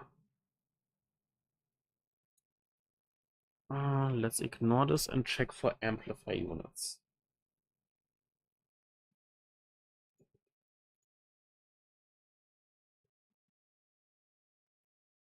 Well, not so much. I mean, Megelda, Cocytus, which you cannot really use here, and PvE removes all debuffs, but not demonic beasts. Amplify skill, detonate skill.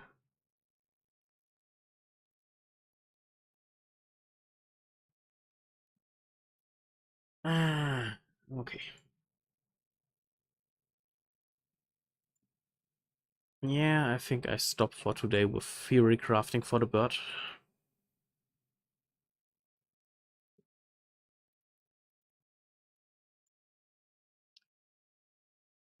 But we have the hero arena. Master enter.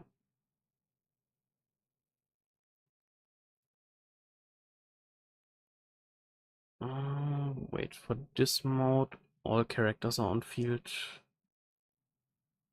which kinda does not matter, to be honest. Weak point, Gale. That's the way to go.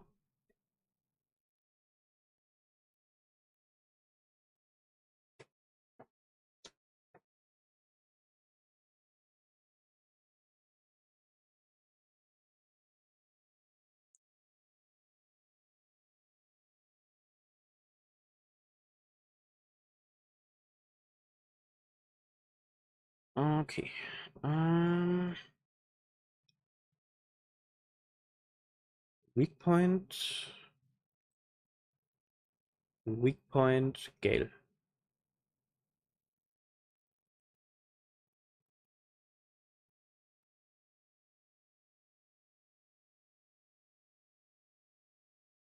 Okay, then this was a nice, simple start.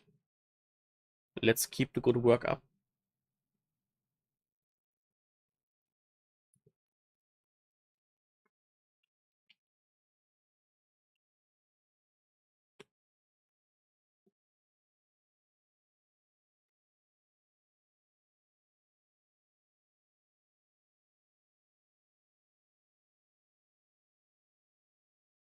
Philo, Tür, Vitoria.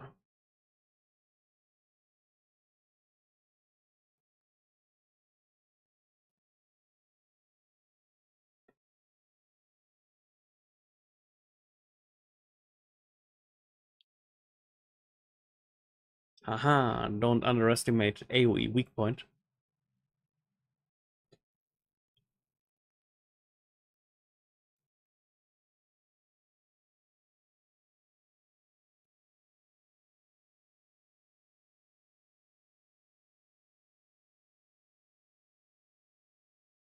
Philo, Tür, Vitoria. AoE weak point. Into AoE weak point.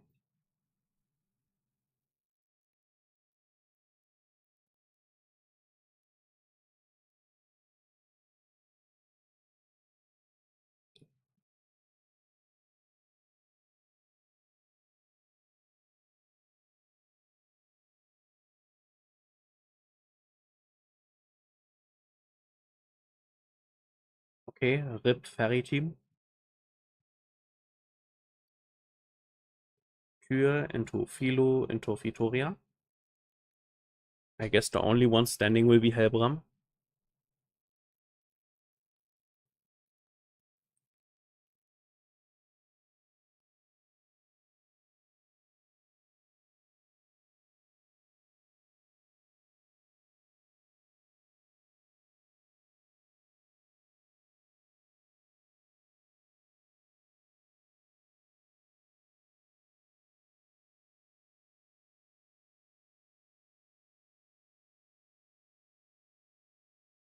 Okay, the Catastrophe team possibly dies just by Philo's AoE.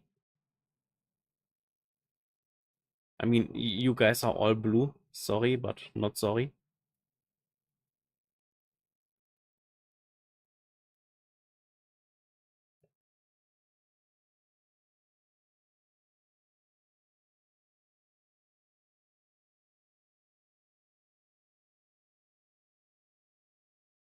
Okay, first tower defeated.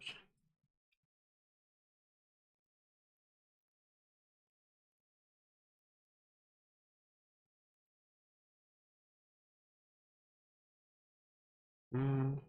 Ah, my glass cannon team.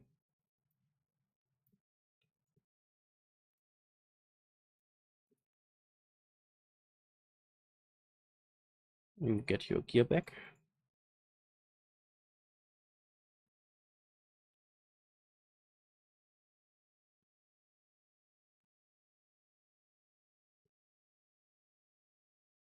Do I not have a better set than this? Goddess allies.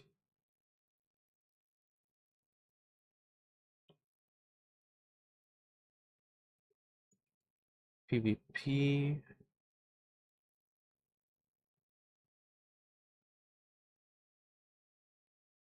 Catastrophe. Fairy. Debuffed allies defense. Nope. Knighthood boss. Demons unknown. Nope. PvP. Unknown human. Giant race. Ragnarok.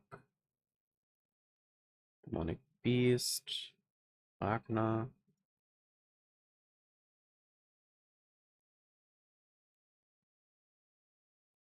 Damage decrease. Excludes PvP. Excludes PvP.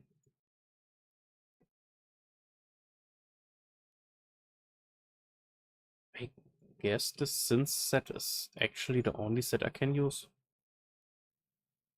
Sad. Anyway.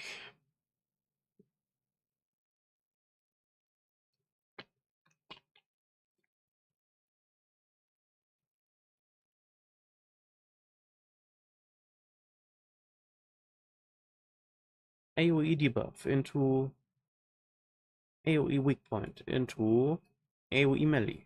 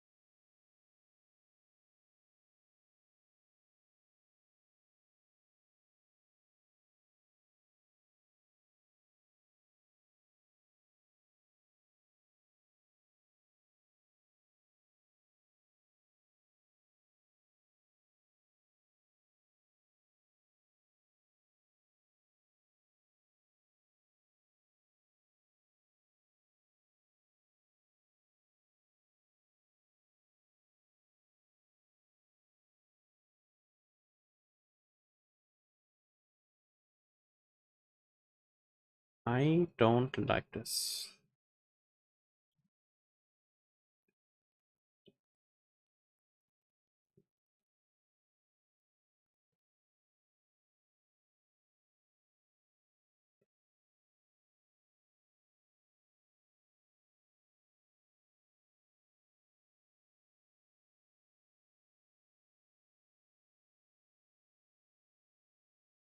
I mean, technically I could switch out Halloween Gopher for UR Escanor.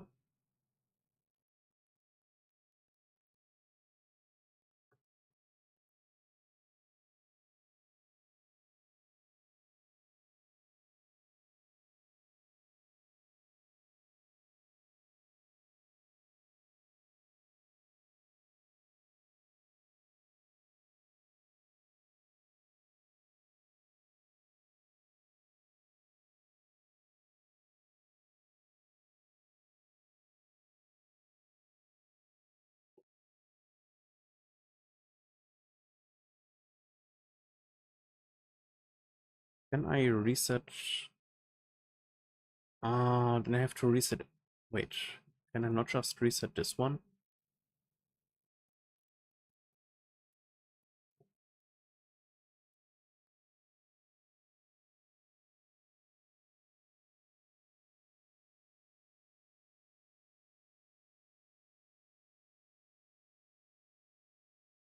REWORKED. Of course, then I have to move melee.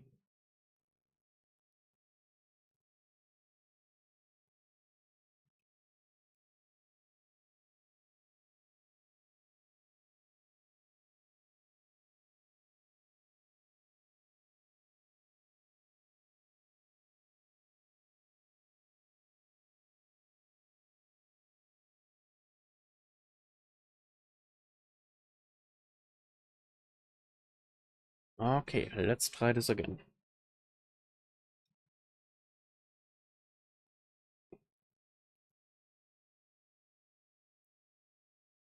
Escanor's AoE should maybe hit slightly harder than Gopher's. This one, this one, this one.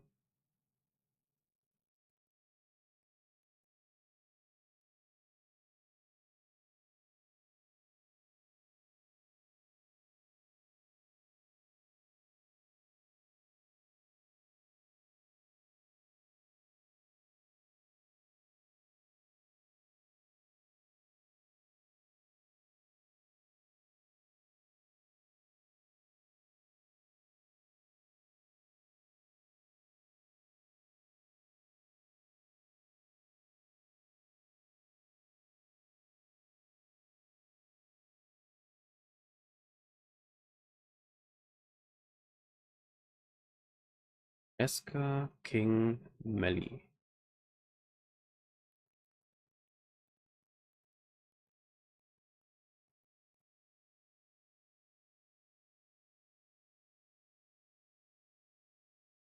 Yeah, that looks different.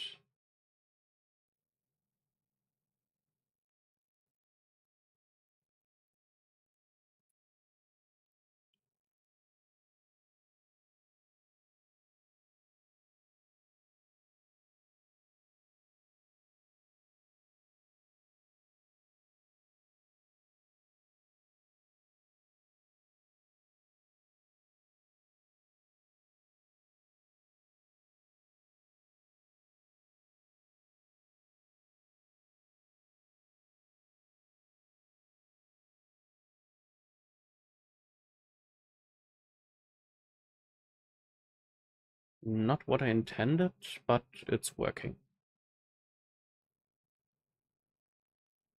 I thought King's Holy Relic would apply the bleed before the weak point hits.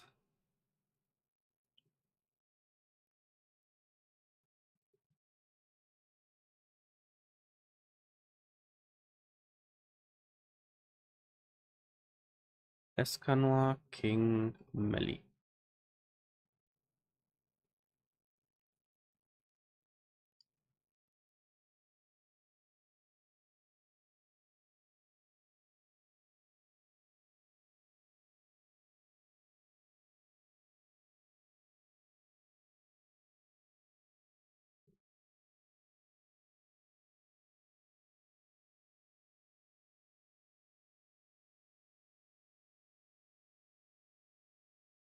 Bye bye, Brunhild.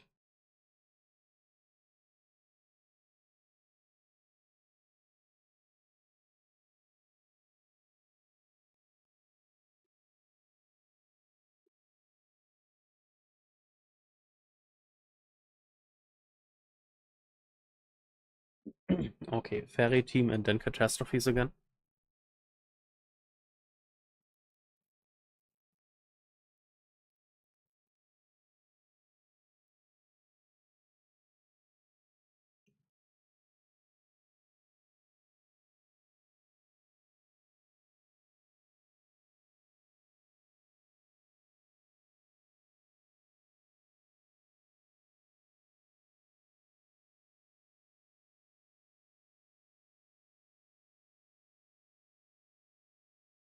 Really?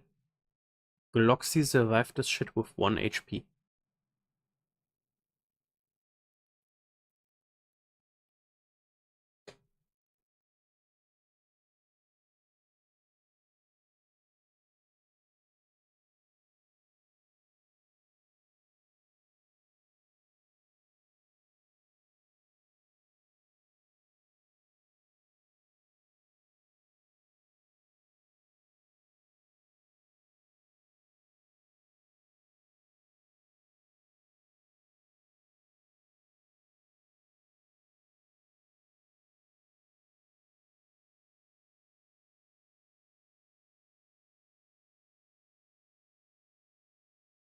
Not gonna lie, the Synth team worked better at some point.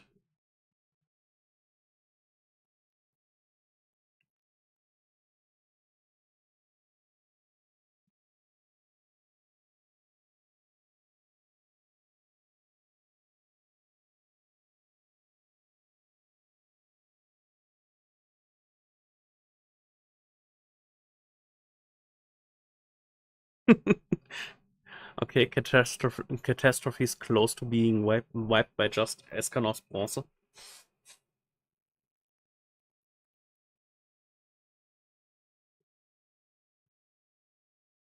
Ooh, that's a tough one. Most likely one of the characters I'm using to farm the bird. Basically higher stats on the bird character to farm bird more easy.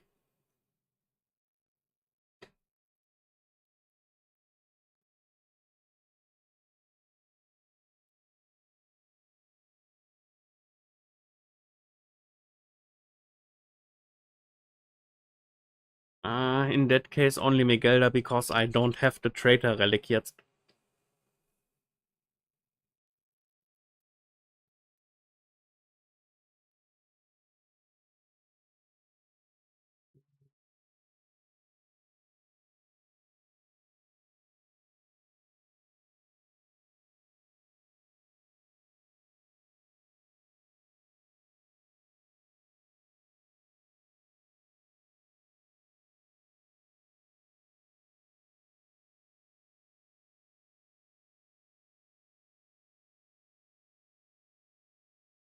Only a few times, and just like 2 days ago, I made for Jelly King the Holy Relic.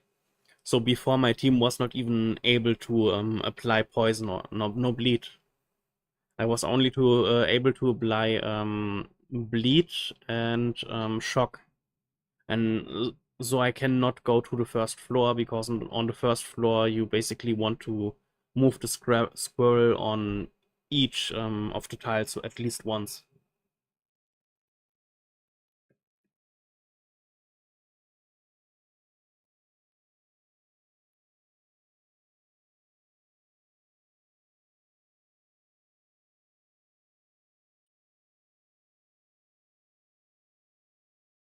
I have LR Gloxy, but I'm not sure how to use him in this mode.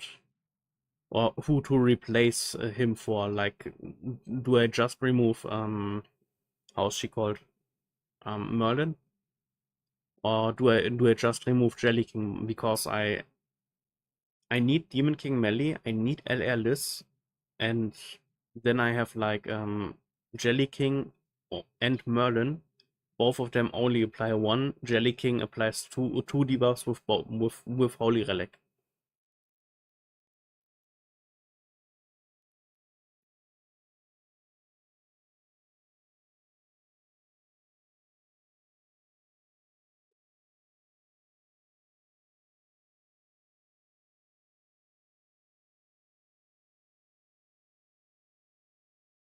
Aloha Spixie, and how's the Thor festival going for you? Or are you one of the skippings? The skipper? The skipster?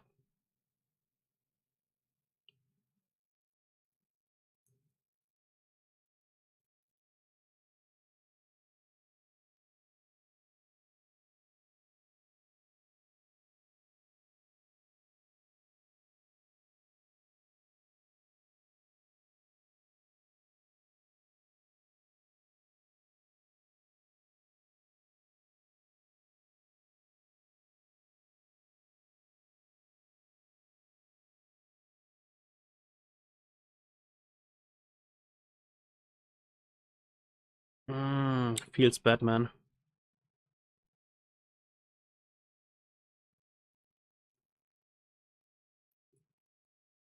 Did you do the free multi, or are you like literally with free multi, just one multi short?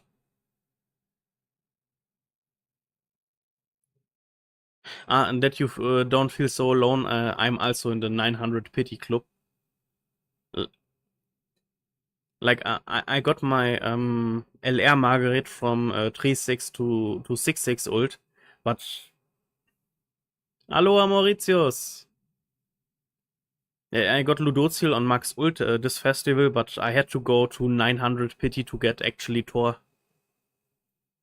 Moving AoE.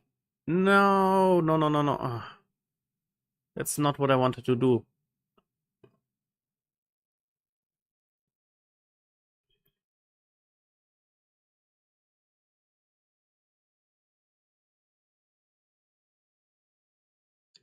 And restart. That's not so Knorke.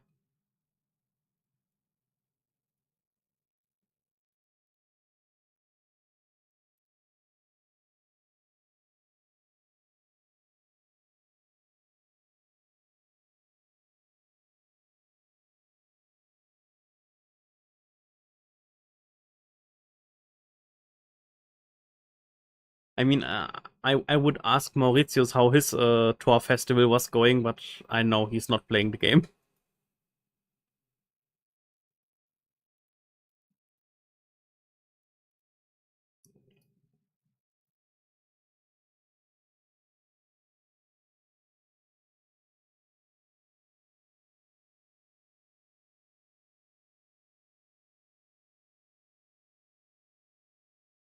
No matter what I do, one of them survives.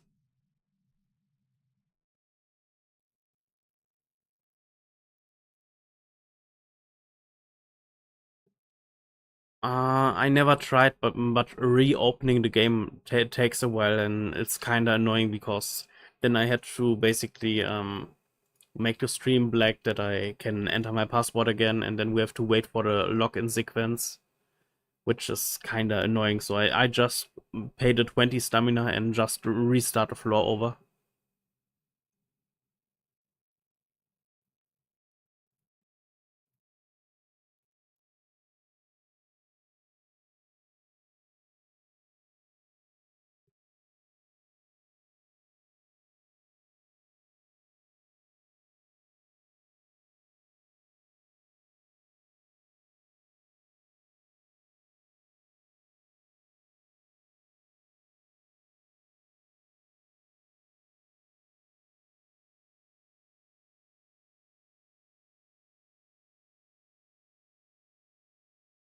Moving Zeldris AOE, Gelder AOE.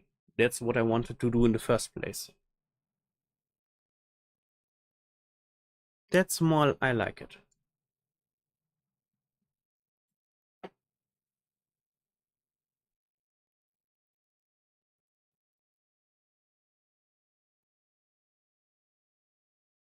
Mm,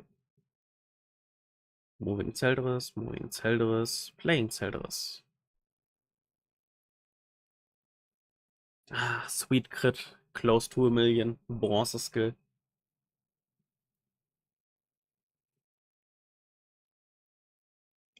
Welcome back, Spixie. And I just wanted to say earlier, you're not alone. I'm also in the 900 pity club. I had to basically go all in to get Thor.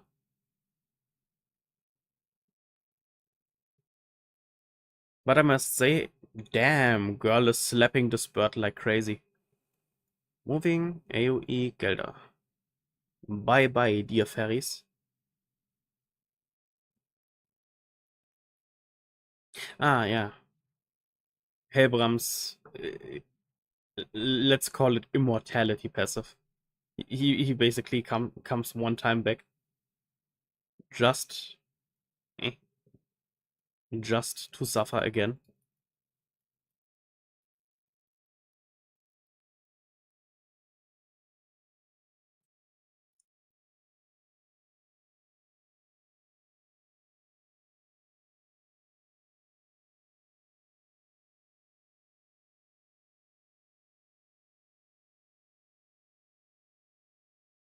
watching that Vylord on my screen.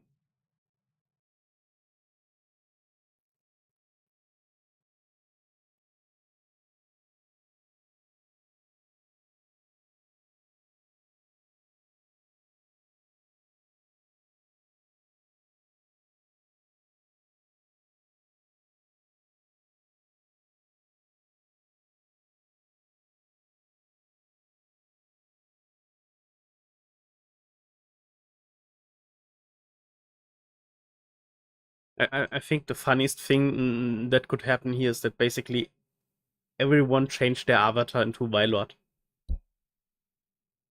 It would be just a huge mess.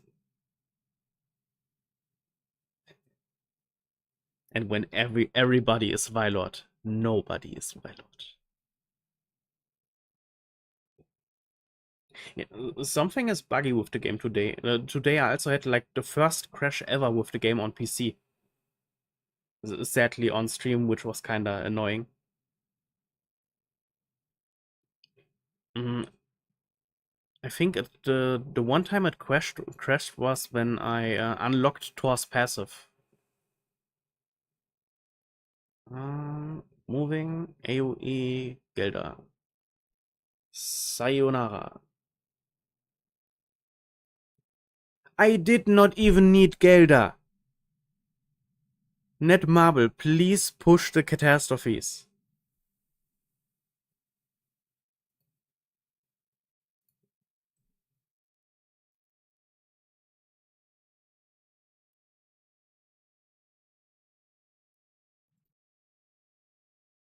So, getting my 100 coins, getting the 5 chests, getting all the juicy rewards.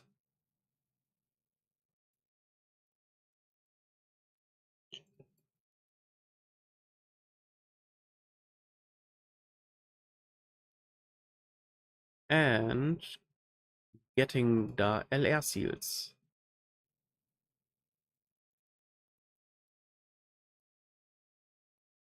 What is this weird vignette effect on the screen?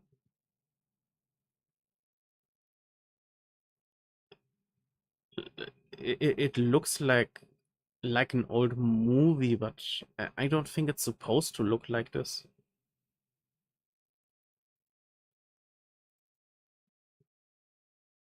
Okay, Hero Arena done, Demonic Beast done, not floor 4, but who cares for now? My best guess is we get like in 2 weeks in the in-between banner another support for the floor 4 bird.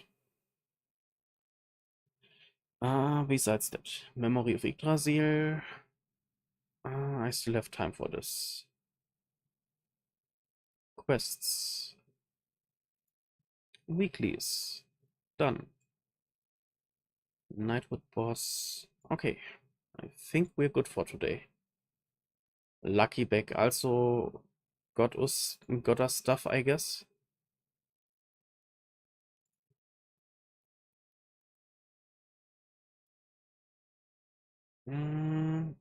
Yeah. I think slowly but steadily I should call it a day for today. Knighthood check-in. Looking good so far. Cracking the PvP chests. Because 10 free diamonds. Haha. 1 million gold.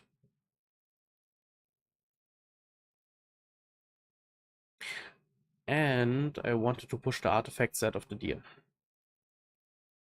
Demonic Beast, Ictinius Refugee.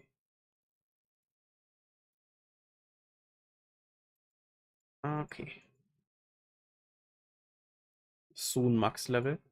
By the way, what is the doggo relic doing? Increase attack related stats by 3% when all allies in Demonic Beast are of the same race. That's actually huge. I guess I have to do some doggo farming in the future.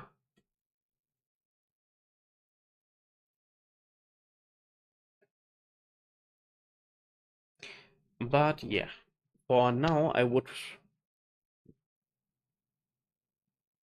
Ah, I see. Worst case, try to completely uninstall and reinstall the application, and then then of course use your login data. That happened me with some other games which have a PC client and a phone version, where for some reason the PC client suddenly started to don't do its thing. That's sadly the only thing I can recommend you for now. But yeah, until then, playing on the phone is the way to go.